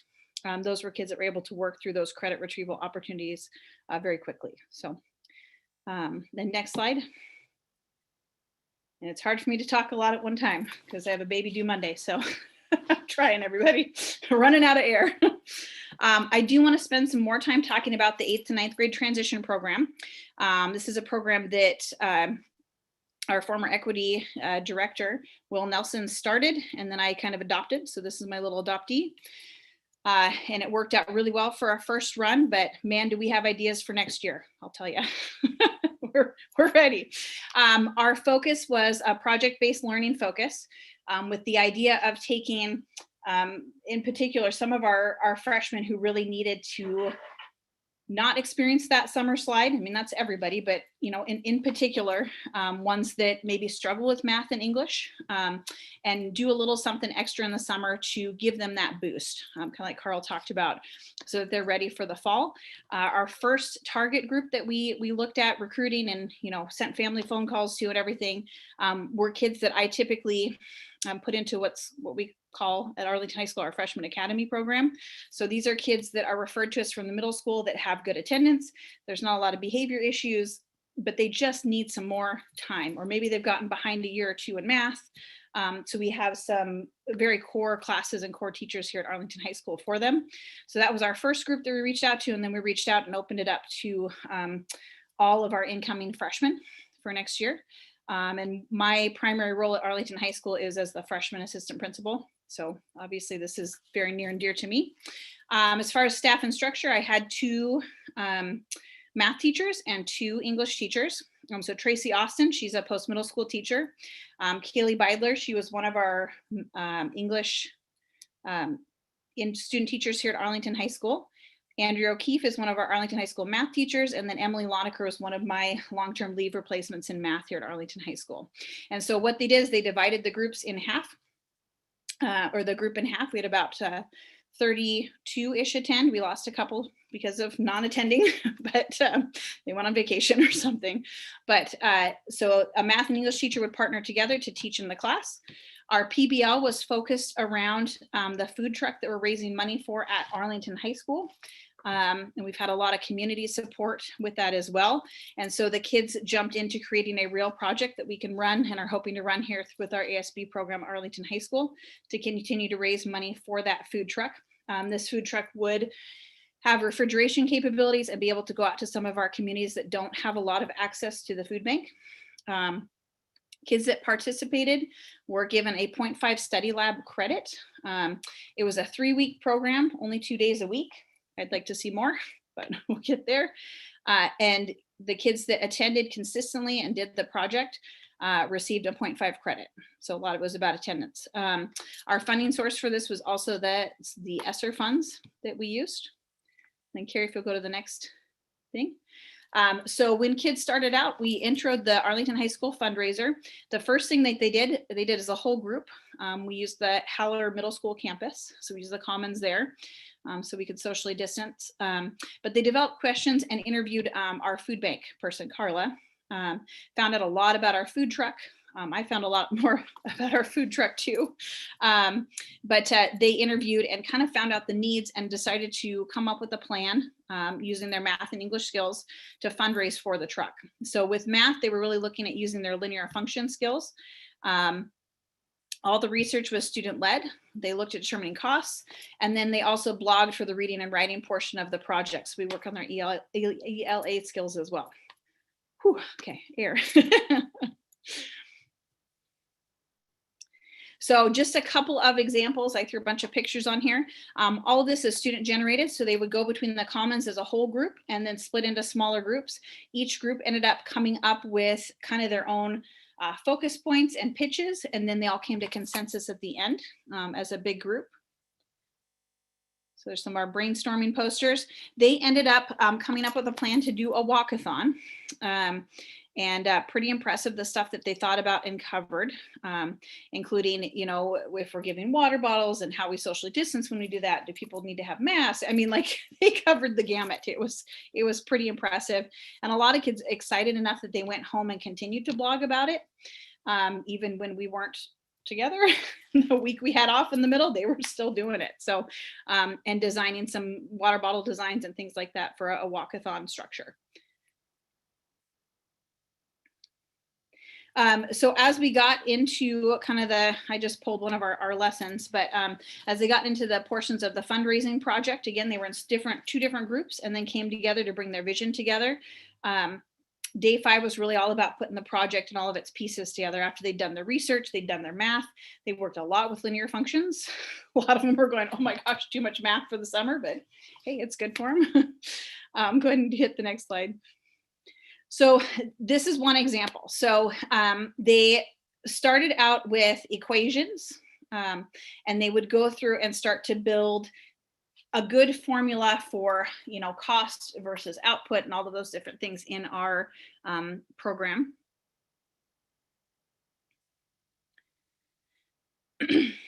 And then they really started to look at how to give each other feedback and how to work together. So a lot of this summer was about teamwork as well.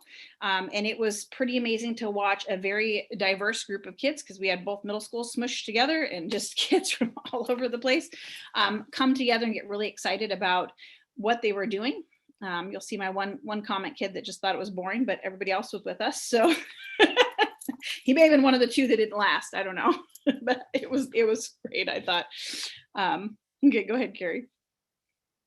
And then they also learned how to give constructive feedback to each other, which worked out really well at the end when you had 30 some kids in the commons area together, coming up with feedback specifically about what would work and what wouldn't work with the project.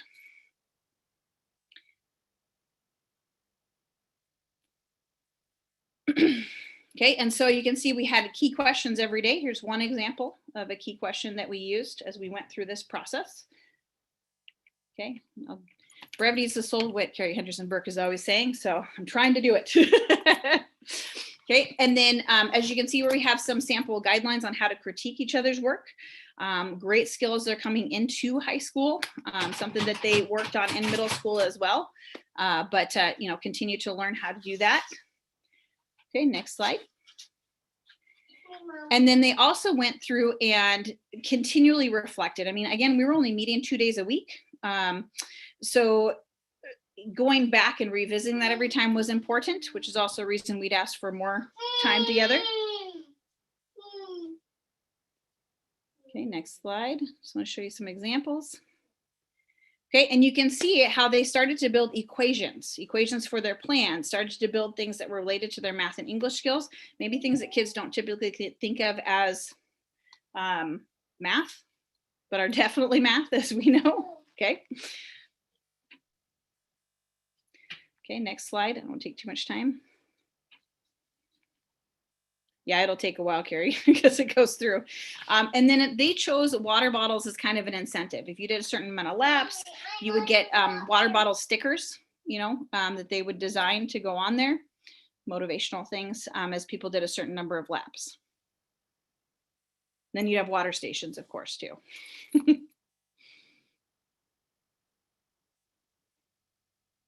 I know it takes a while. My math teachers get fancy with this stuff.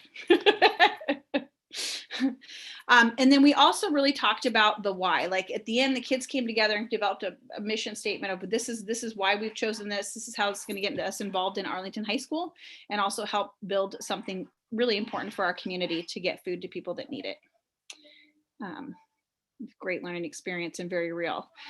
And then this is what we used as we headed into them prepping presentations to go to the larger group. So you can see a lot of math, a lot of English.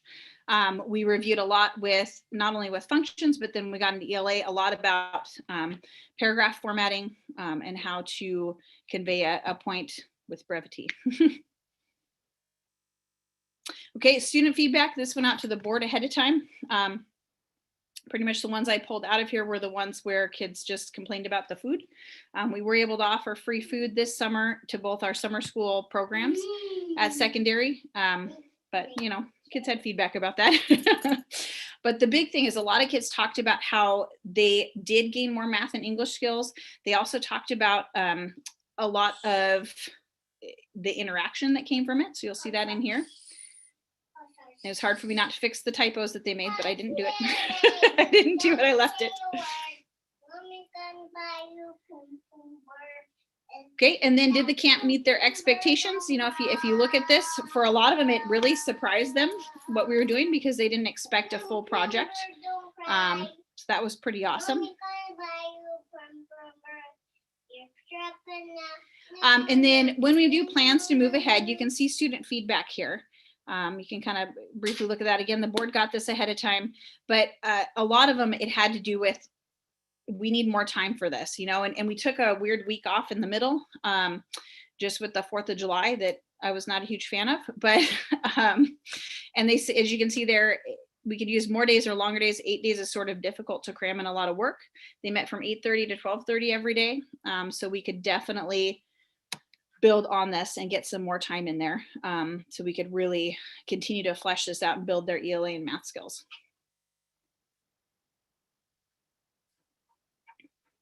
So the takeaways, just looking at their feedback and also my staff feedback, and you'll see one of our possible water bottle logo designs there, the Arlington Walkathon.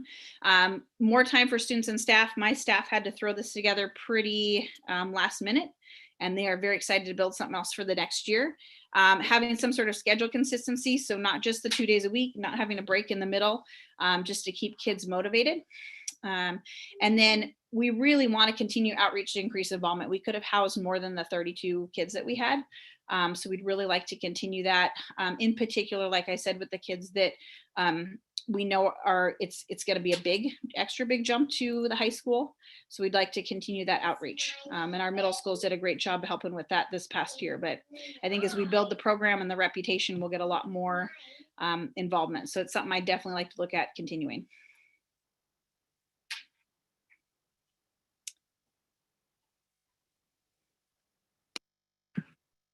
Thank you. Thank you. Questions, thoughts? Carrie, I had a question. So looking at the numbers, it looks like we spent about 4% of our SR2 number budget on summer program, which is about 64,000. And if we spend the same 4% next year out of our SR3 money, that'd be 132,000. I think this summer program is fabulous, and I think we should find a way to fund it outside of the SR3 funds so that we could continue it. So if we go from 64 this year to 132 next year, I think we should try to find some way to keep up that level and then continue to enhance it to grow the summer program on an ongoing basis. I mean, it's been a great opportunity for us to take our ESSER money and accelerate from a summer program perspective. And I think we should keep the momentum moving with finding a way to continue to fund it at ever higher levels. So I appreciate everybody's hard work. Running programs through the summer was a really a huge task given COVID and everything else going on. And so I just really appreciate everyone running such a great program. And I think we should, as a board, continue to grow the program. Yeah. So thank you. Thanks, Mark. And I'd like to add a huge thank you to all the teachers and all of the staff for your summer school involvement and your work. I know how hard it is to finish a school year and then go back and teach summer school. So thank you for that huge effort. And I love seeing the comments from the kids. Thank you for sharing that. Yeah, a lot of excitement, a lot of enthusiasm. Thank you. Thank you, Judy. All right, thank you. Okay, then with that, we'll move on to new business item C, which is career and technical education and program approval for the 2021-2022 school year. And we'll turn this over to our Director of College and Career Readiness, Brian Long.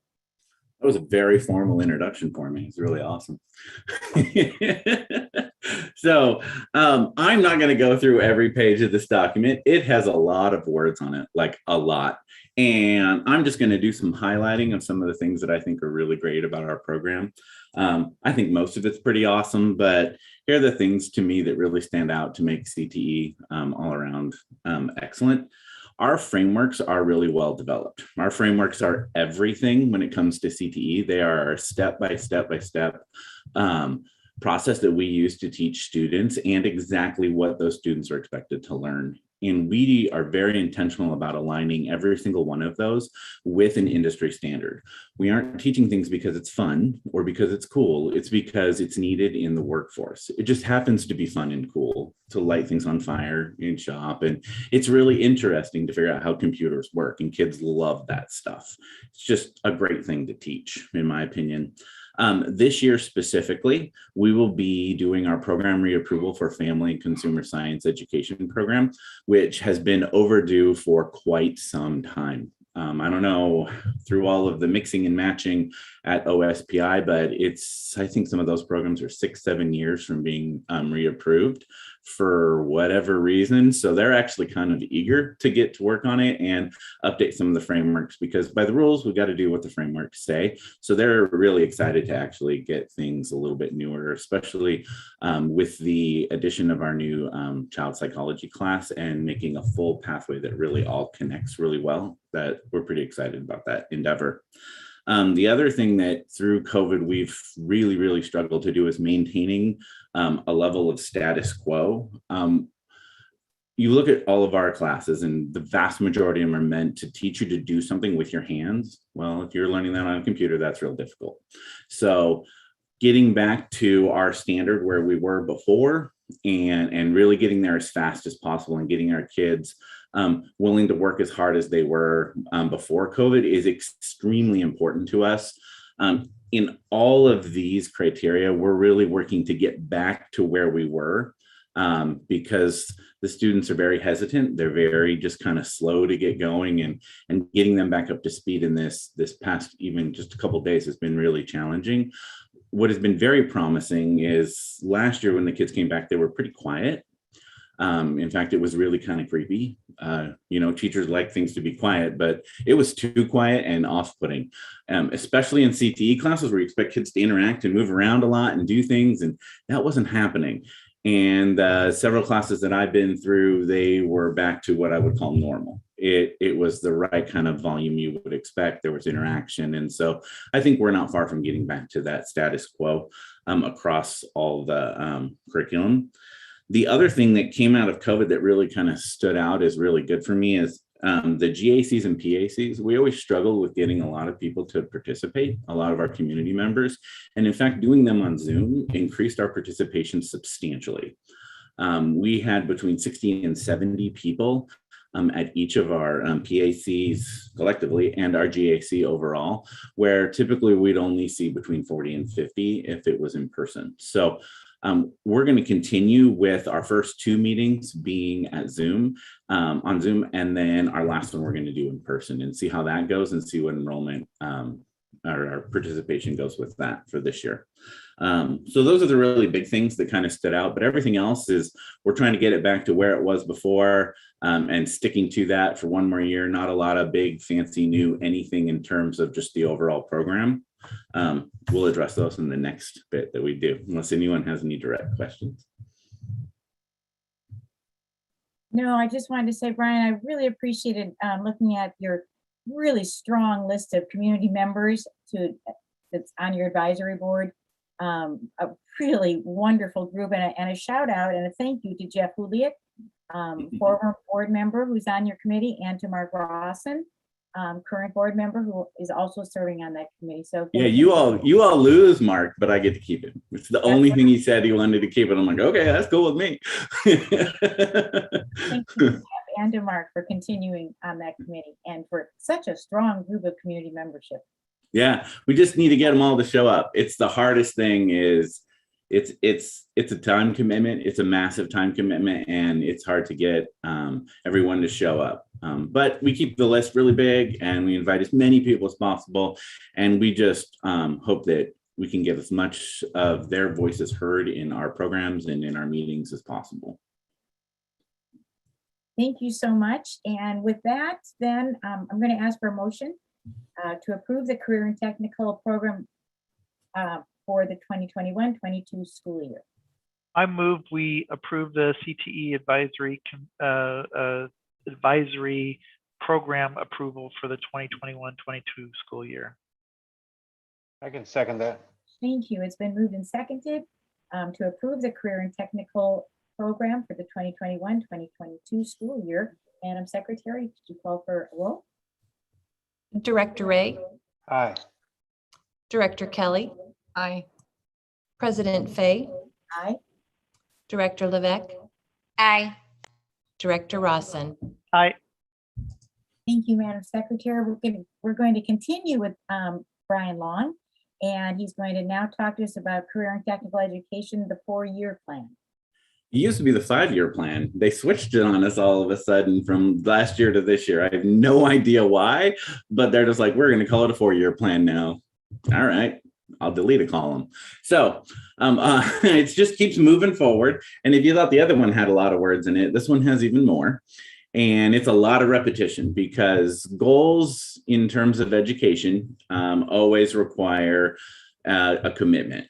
They aren't happening immediately. Very few things that are going to really move the needle and cause a change are going to happen in 1 year. They're going to take 2-3 years going down the road. And I'm going to pick out some of these criteria that are a little bit more kind of positive for us this year that we've seen. The first one, the educational licensing, which is about as exciting as it gets. But we have to make sure all our teachers have teaching certificates, which you'd think, well, they get hired without them. Well, not really. We have a lot of what are called Plan 2 teachers. There are industry folks that come in and teach our students, and they get what's called a conditional certification, which is good for 2 years. We've always had quite a few of these since I started. When I first came in, I think we had 12 of them. I'm really happy to say that we only have 7 right now. And I've had 2 brand new teachers in the past 2 years. So really, I'm getting it down there to as low as we can get it as possible, so that all of our teachers are fully initial certifications in career and technical education. In fact, we had 3 drop off this last summer. I'm encouraging them to go and get their 2 years of teaching through various different programs, so that they can be brought into the folds of initial teaching certificate. Is really important, and it really diversifies the program, both in terms of their teaching skill as well as their industry experience. I really like bringing in the industry folks to teach our students. You can't get more real than someone who has, like, you look at Nikki Ross Kelly, who's actually worked on patients, to then teach kids how to work on patients. That's a pretty powerful thing. So that was my first one. And the next one, our curriculum, we're going to continue to move forward with some new curriculum. The biggest one is actually in STEM. With the new STEM lab going in at Arlington High School, we're looking at shifting our manufacturing program a little bit to focus on mechatronics, which is nothing more than using robots to do things that humans used to do. So if you've ever seen a really fancy Amazon distribution center where the robots drive all this stuff around and pick things out, that's all mechatronics. It also includes something as not as simple, but it seems simple, as the checkout stand at Walmart that is the scanner. That is also mechatronics. So anytime a human interacts with a machine, we call that mechatronics, and it is a hugely demanded employment area. Our students would have a massive leg up on other students if they get their basics in mechatronics. It also aligns, not by happenstance, but by intention, with Everett Community College Mechatronics program, which will allow them to get a certification and be employed very, very quickly in high-skilled, high-wage jobs. And that's our goal. Also, we continue with our dual credit articulation program. We used to just primarily work with Everett Community College, and by far, they are still our #1 source of dual credit, but we have broadened to a couple other programs, Bellingham Technical College and Skagit Community College. We're gonna start those more intensely so that we have a larger diversity of courses. Proportionality reports talk about our academic integration in our assessment. Within CTE, we're really proud that the proportion of students of various races and backgrounds is almost exactly a 1-to-1 proportionate to the entire school. We don't have very few, and if we do have them, they're very limited amounts of disproportionality across the board. Our programs represent and look like the rest of the school, with the exception of shop. We have too many boys in shop, and we have underrepresented socioeconomically disadvantaged students in our health science courses, which seems totally random. I'm not sure what that one's all about, to be honest. So we're going to look more closely at that one and try to address that. Our facilities, if anyone has some time to wander around and see what's going on at Weston High School and Arlington High School, I would like you to try to find a piece of equipment that is more than 5 years old. It is absolutely my #1 goal that nothing is older than 5 years, and it better look like what they see in the industry. Nothing is bought to be for students. It is meant to be industry quality, industry level, taught by people who know how to teach people to do things that get you a job. So I'm really quite proud of that. I would encourage you all to take a moment to walk through, especially the metal shop and the wood shop, and see if you can find a piece of equipment that you would consider old. I'm really quite proud of that. Also, we have our instructional materials across the board. We don't like to follow books in CTE as much as we like to follow our frameworks. And those frameworks align with the industry, of course, and the equipment and the methods that are used within that industry. All of it aligns across the board. Very few things are done because it's student level. We might have to teach it as student level to get them to industry standard, but that industry standard is always the goal. So, because, they got to get there. But overall, I'm really proud that the whole program has seen huge amount of improvement in terms of outcome, in terms of student learning. And when I started, I don't know, 4 years ago, I think, we had about a $2.6 million budget. And because of enrollment increase, we're sitting at around 3.6. So quite pleased with that. And the last and probably the best addition is Lisa Rodino. She's our new school to work coordinator. She will be taking on, hopefully, the internship program, the work-based learning kids. She'll be organizing the paperwork for that. I'll be the teacher of record, and she's still the school to work. So we'll hopefully have our career fairs back and our skilled trades fairs back. So really excited about that. I'm done. I am impressed with all that you've presented. It's very detailed. I love that. I just wondered, with all the busyness going on in Arlington, how excited or how enthusiastic are you that that Arlington students, just partly due to locale, but I'm also wondering, how do you feel Arlington ranks with surrounding school districts in terms of their preparation for, like, the school to work or these other programs going into industry? So we're not really sure, to be honest, because we haven't seen it yet. Our very small amount of kids that do our work-based learning program, I think last year we had 12, and the year before that, I think we had maybe 20 something. It's not a good representation. It's just not a large enough demographics. And a lot of those students are being hired in positions that are low skill. So they get trained to do whatever it is, whether it's working in McDonald's or working espresso at Moe's.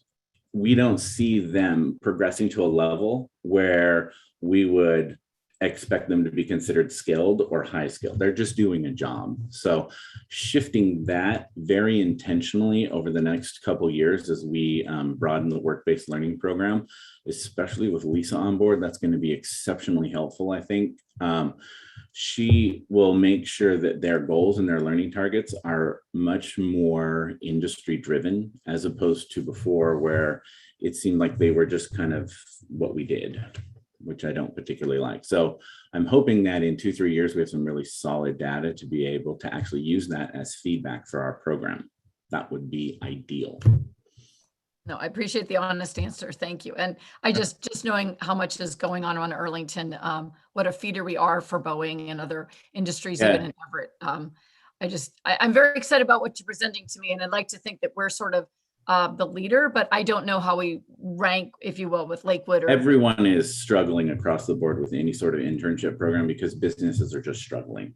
Okay, gotcha. We're hoping for some stability before we start even trying to push in to be like, hey, this exists and we really want to see this happen, because it's more important that we have a successful program than that we just have a program. Because if we push it out and it falls flat, we're going to have to resuscitate, which is much, much harder than just building from a good solid foundation. So we've got a lot of discussions to have with businesses to see how well we can really roll out an internship. Even if we could just pick a couple of really successful ones, that would be awesome. Even if it's not our goal of having 20 or 30 kids participate, I want to make it go as opposed to just kind of sitting. No, I agree. Very dynamic. Thank you very much, Brian. I appreciate it. Welcome. Thank you, Brian. Very comprehensive. I love the 4-year plan. And Brian, I really appreciate it in so many of the areas that you always built in the evaluation component. And I thank you for doing that. And it was exciting to see that you're going to develop a survey for the parents of the CTE students. And so thanks for your hard work. Well done. You are welcome. All right, then we need to approve this. I'd like to ask for a motion to approve the career and technical education 4-year plan. I move we approve the CTE 4-year plan. A second. Thank you. It's been motioned and seconded to approve the career and technical education 4-year plan. Madam Secretary? Director Ray, Aye. Director Kelly, Aye. President Fay, Aye. Director Levesque, Aye. Director Rawson. Aye. Thank you. Moving on to our next item, financial highlights of the current budget, and that will go to our Executive Director of Financial Services, Gina Zutenhorst.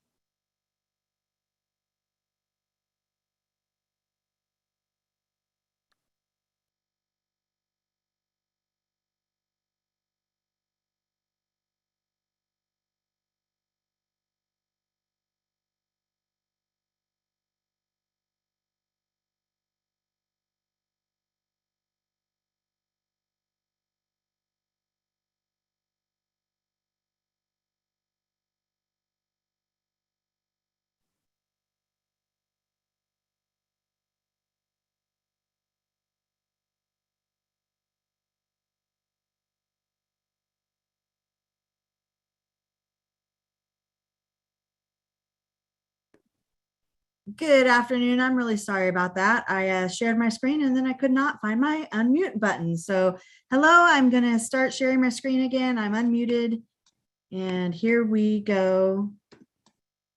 And hopefully you all can see that again now. And so here we are. I'm here to give you a financial highlight for July 2021. And this is as a supplement to our monthly budget reports that are provided as part of our consent agenda. And our board is provided, and here's this update each time that we have a budget report for the consent agenda. And it helps provide just some of the highlights that we want to make sure we're touching on with each other, but also so that our public that is listening in can have a bit of the picture that we are working with and have been talking about all year long. So the board has been hearing some of these points each time and is real well versed in it. And our public may or may not have been along the same ride with us each time. So I apologize if some of it seems redundant for our board, but we keep on bringing this in so that anybody kind of coming in at the tail end of the conversation per se, because we're in July, almost the end of this fiscal year, can have a sense of what the year's been like with our financial highlights. And now I'm trying to move the screen and it won't go. Oh, there we go. So financial health of the district for 2021, we have had our financial challenges cut out for us. Our school budgets and staffing were built on full enrollment as if we would have all of our students. And when we began 2021, our enrollment was down from our projections of what we thought our student enrollment would be by around 500 students. This makes an impact on our main source of funding from the state apportionment and our other funding, so that it was reduced as a result.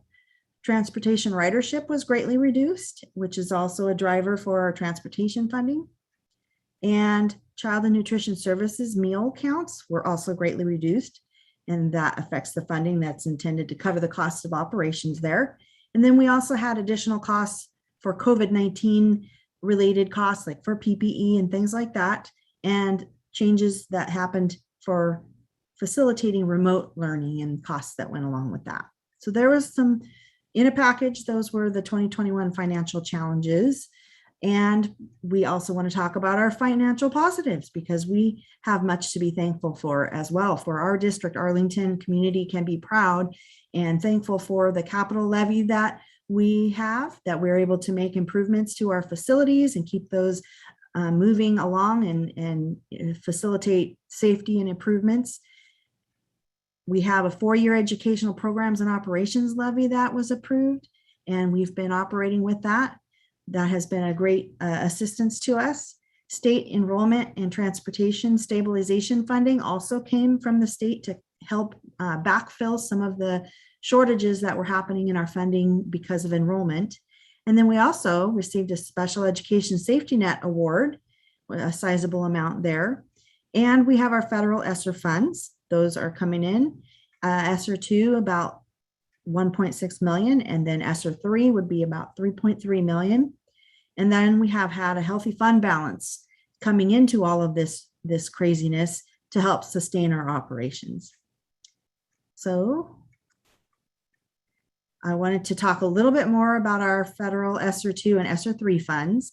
So the district has been working on the plans for how we can best utilize these funds for, and we determined it's going to be a combination of higher staffing and service levels and new costs on top of that to enrich and accelerate and support learning.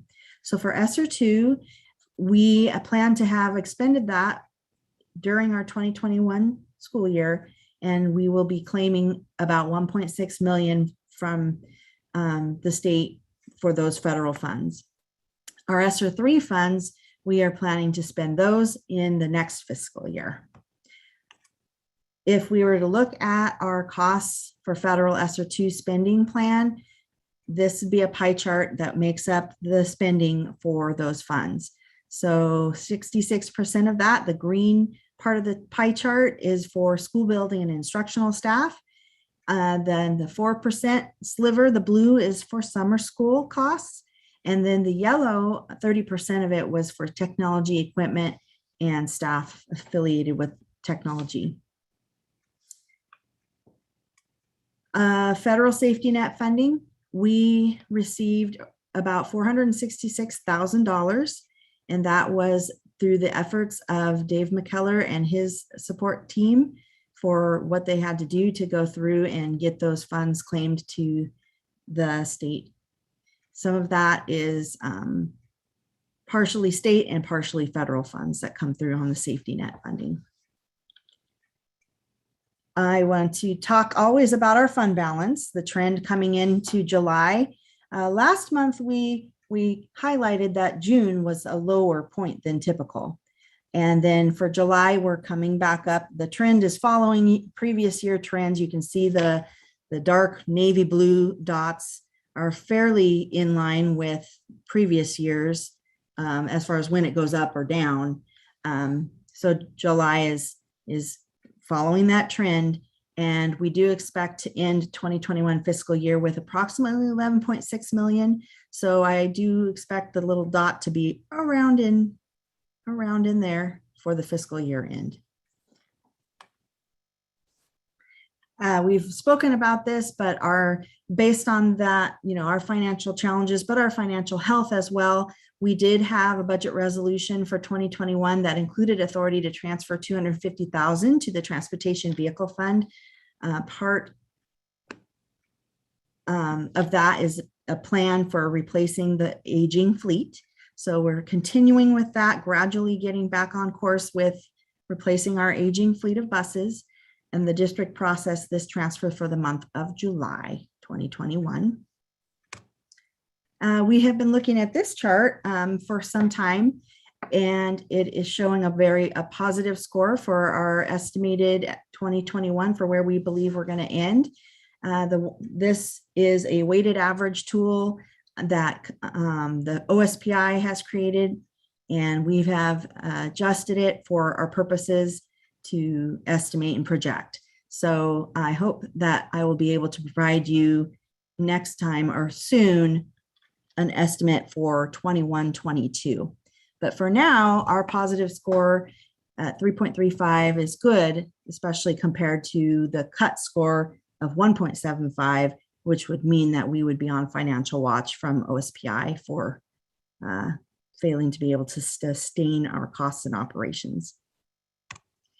And here's a little peek at FEMA funding.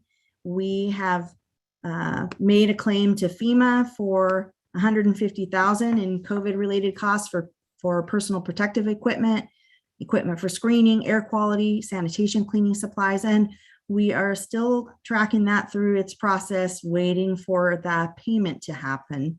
And it takes a long time. It's very detailed claiming process, but we're staying tuned, and I hope that we receive these funds before our fiscal year end allows us to accrue them. But we are also tracking, because we might be hearing that FEMA is going to open back up some of the dates upon which we could be able to claim more, because they have some limited windows that you could claim costs within there. Anything that fell outside of that, you weren't allowed to, but now there's some changes coming where we may be able to claim more. So I'll let you know, because we want to get everything that we can. Here is a slide that we have been showing related to COVID costs, and just showing so that we recall and remember where we've been and what we had to do when we first started with the 2019-20 fiscal year, and when those COVID related costs started happening, not only just from PPE type things, but things we had to do to change our operations to be able to provide online learning and or hybrid learning and all of that. So technology, hardware, software, the connectivity. We did have $428,000 of federal ESSER 1 funds that helped us in the 1920 school year. We used all of that for Chromebooks, for the purchase of Chromebooks, in order to be able to have one in the hands of each student that needed one to be able to function from home. And going into 2021, we have had similar and additional continued costs of the same realm for COVID. And so you have a representation there of what we've had, about $1.1 million. And that is my update for you, just kind of the financial highlights again in a package of where we're at today. Thank you, Gina. Thank you. Gina, I just had one question. Do we know the percentages for the ESSER 3 yet? I do. And I'm trying to recall in my mind's eye, I did prepare a pie chart, and how about I bring that to the next meeting? That would be great. Thank you. Yeah, so you'll be able to see for a pie chart for CARES Act, one for ESSER 2 and one for ESSER 3, so you can kind of compare all three. Thank you. Sure. Anyone else? Any questions? Okay, if there's no further questions, thank you, Gina, always for keeping Thank us you. all current. Thank you. And we'll absolutely. And we'll move on to our last item on new business, which is first reading of board policies 1822 and 3122. And we're going to begin first with Dr. Sweeting on 1822. Good evening again.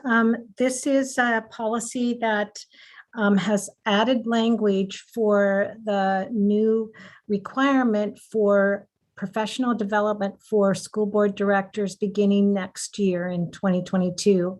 I will say that we have not waited until then and will not wait, because this is an area that we have made a commitment to since I've been here, to grow and to learn more.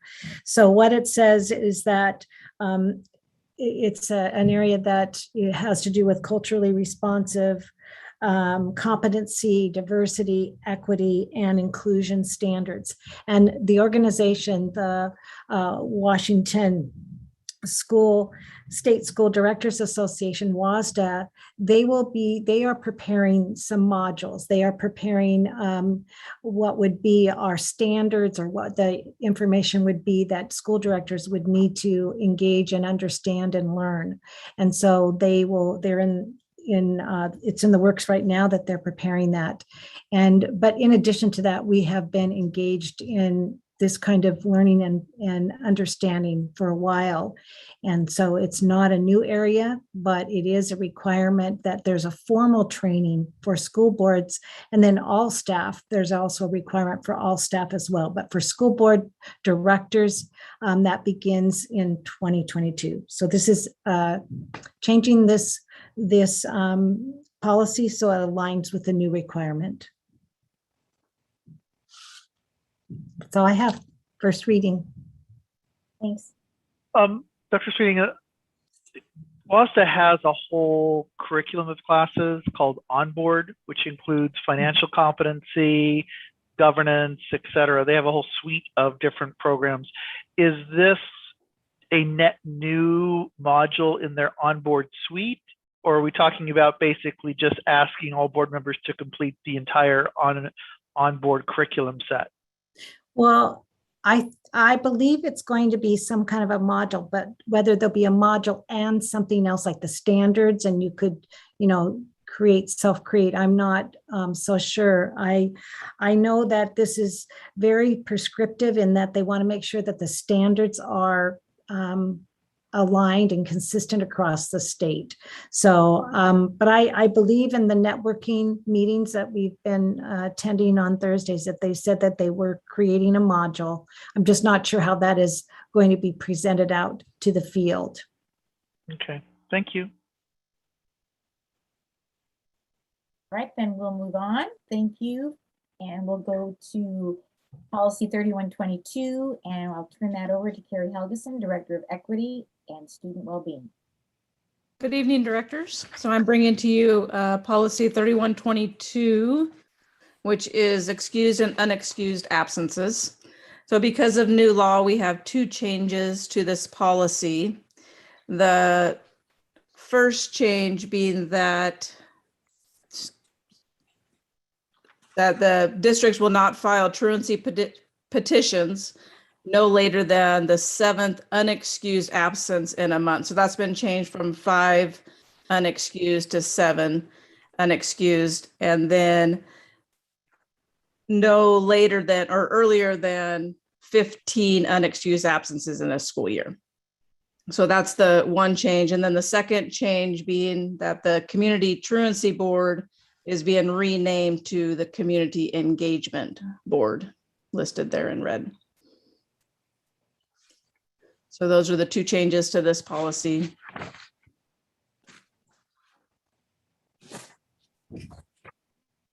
Any questions on that?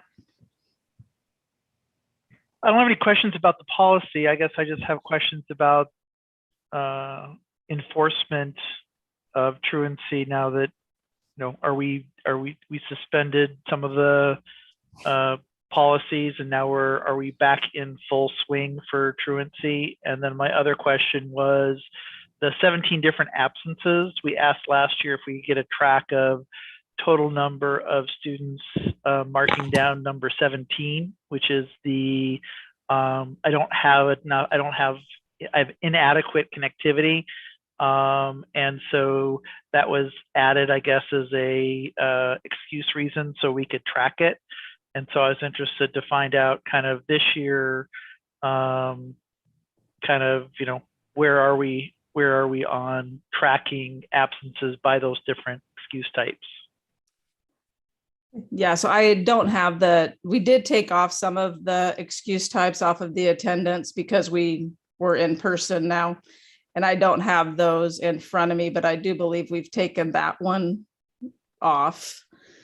And then we are going full bore with the Community Engagement Board this year. I have a training scheduled at the end of the month for our Community Engagement Board since we didn't have that last year. So. Okay, thank you. Mm-hmm. One thing I'll add to what Carrie was saying is that we are grappling with right now the coding that we would use for when students are quarantined for long, if they are quarantined for periods of time. We had that last year, but it was different wording in the coding because it was required by the state what wording it would be. So we're just trying to confirm what language we're going to use in our coding. So. Did OSPI provide us any more details on the quarantining process and what we need to provide to students during quarantine? I believe that, and I haven't seen the guidance, but I believe there is a continuous learning 3.0 that's coming out. And I think that will give us more guidelines as far as what is expected. We are in the works right now. We are making lists of activities. And then from those activities, we're going to develop some plans of what is going to be the instructional pattern or options during quarantine. And for example, some schools have already got a plan. I think Weston in their newsletter has stated that they have developed a plan as a school of how they're going to approach that instruction during quarantine. But as a system, we are confirming those plans. We've got lists of activities. We're also trying to address, for subs. And so that's part of that plan. And so more information on that later, for sure. Thank you. If there's no further questions, then we'll go ahead and thank you. Thank you for helping us understand those new changes. We'll move on to informational items, and I'm going to turn it back to Dr. Sweeting with Superintendent's report. So it has been really just a awesome start of the year. I mean, with challenges and pressure points that we've had, because there has been awesome points. And the awesome points is that we have moved into step 6 of our plan, the plan that we developed, or groups of us that developed it. That included family members, parents, students, staff, last year developing that plan. So that's awesome. And we do have pressure points, quarantine, positives, traffic, lunch, we've got some areas that we have to address, but I'm glad that we are back. It's wonderful. And it really, truly is because the staff have worked very hard. They have worked very hard, and I'm very proud of the staff. And being out in schools the last week and this week, it's just, they are embracing the students, and you wouldn't even believe there's any challenges out there because they are so happy to have school going. The other thing I wanted to mention is that this Wednesday starts the National Hispanic Heritage Month, And so I just wanted to mention that, and just wanted to let you know that Carrie Henderson-Burke and Carrie Helgerson have sent, or getting ready to send, if they haven't done already, to send some resources out to our staff that they might want to use during that time, or any other time, but in particular this time.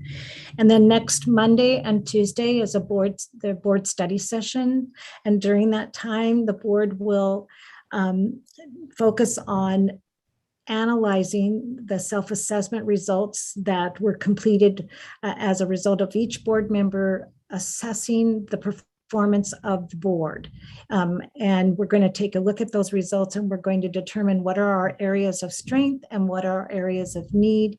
And we're going to actually develop goals of action and also professional development for this year. That'll be next Monday and Tuesday. During that time as well, on Tuesday, we're going to have our new Director of Equity and Student Wellbeing, Carrie Helgson, who just spoke.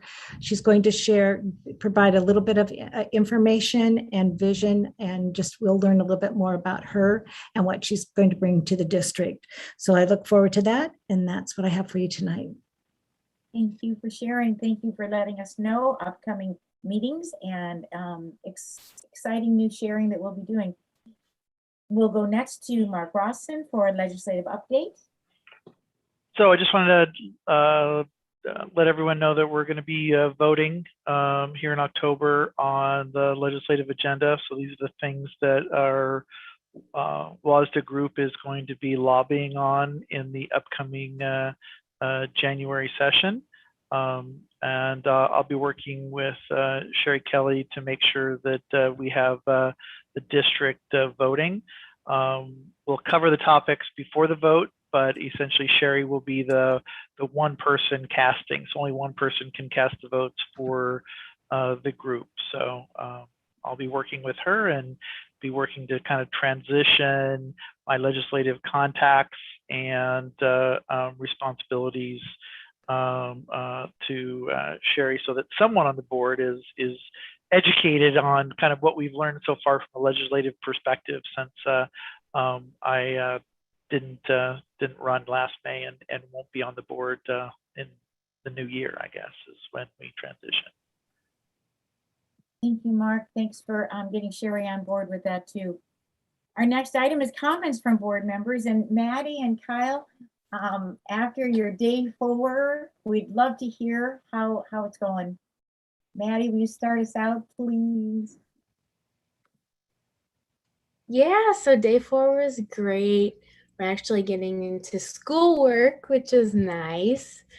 It was definitely weird going back. I know the halls are very much crowded, more than it was before, because our incoming freshmen, there's more than 500, or at least 500 students for only the freshman class. So it's very big change population wise. So I have to find like different routes to get up the hallways, because the one stairs are literally completely blocked. But other than that, it's great. I mean, it's so glad to be back. Everyone's doing great with masks, I feel like. I know one of my teachers halfway through the class period lets us go outside because we're right next to the door to have like a 5-minute mask break, which is just amazing. I wish more teachers would do that for kids, but I understand you can't take the whole class period to just stand outside without a mask. I was in a PE class that was, let me tell you, very difficult to do any type of physical work with a mask, because you're like, it's very hard to breathe, but that's okay. No worries with that. It's very nice to like go outside and have like a little break, but it's just amazing to see people and see teachers and actually have connection, because when you're on the screen, you can't have that intimate connection with each and every teacher that you have. Yeah, so I think like that's my biggest thing being back, is just being able to have that connection, say, thank you for your time. I hope you have a good rest of your weekend, or something like that. And then they are able to respond, and it's not getting just jumbled up, which is super nice.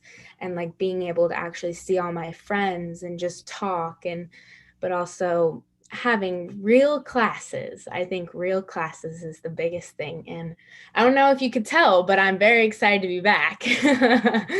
So yeah, I just hope we stay as long as we can in school, no matter masks or not. I just want to be in and just doing school in person, because that's honestly, it's the best, and that's how it should be. And that's the only way you can learn, especially when you're taking like college level classes.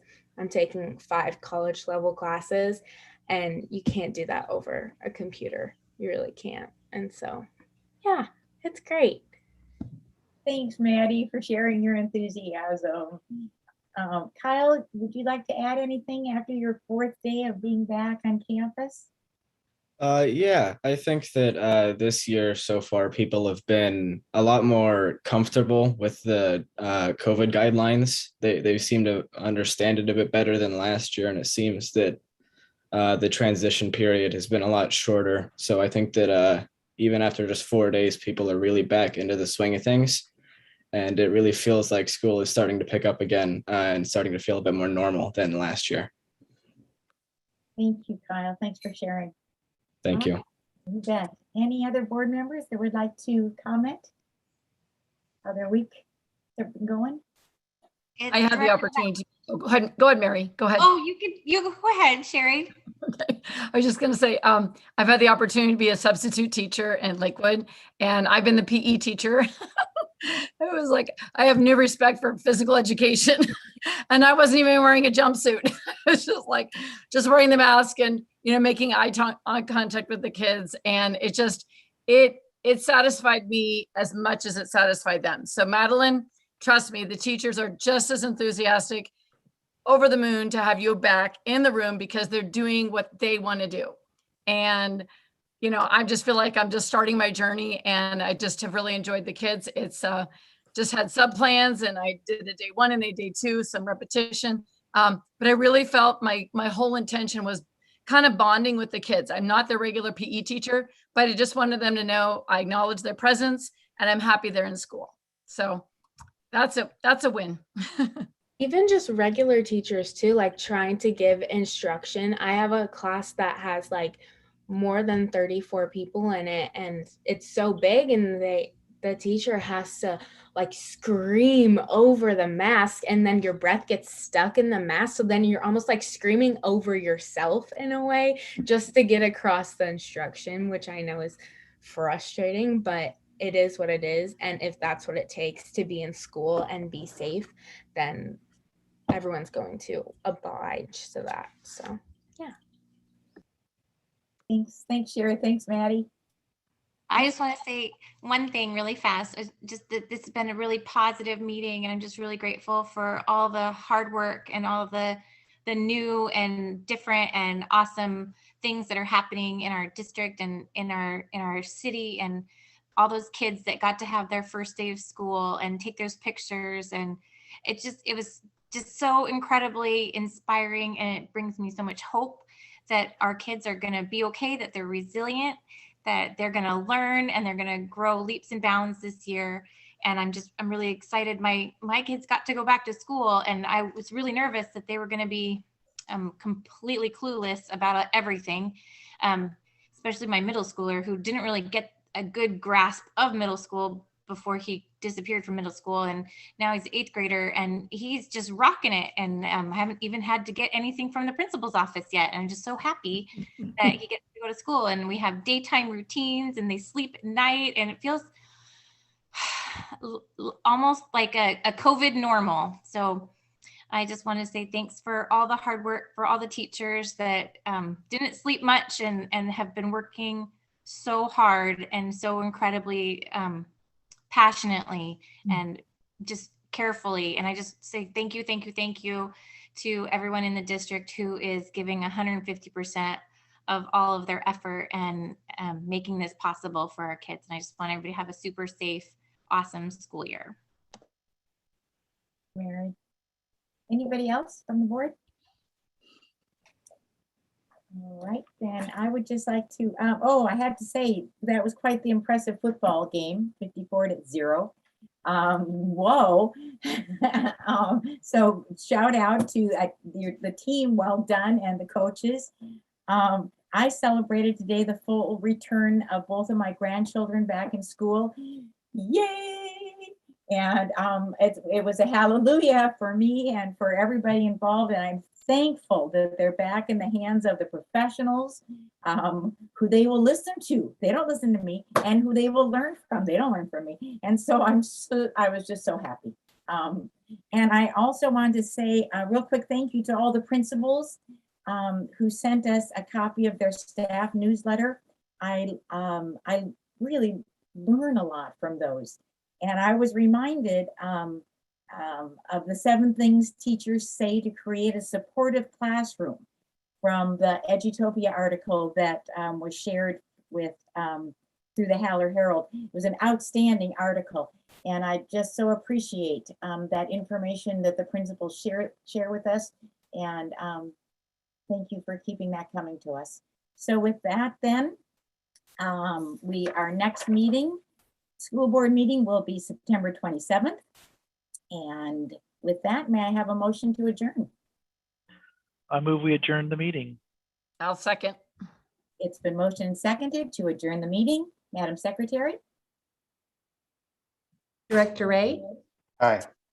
Director Kelly, Aye. President Fay, Aye. Director Levesque, Aye. Director Rossen. Aye. Good night.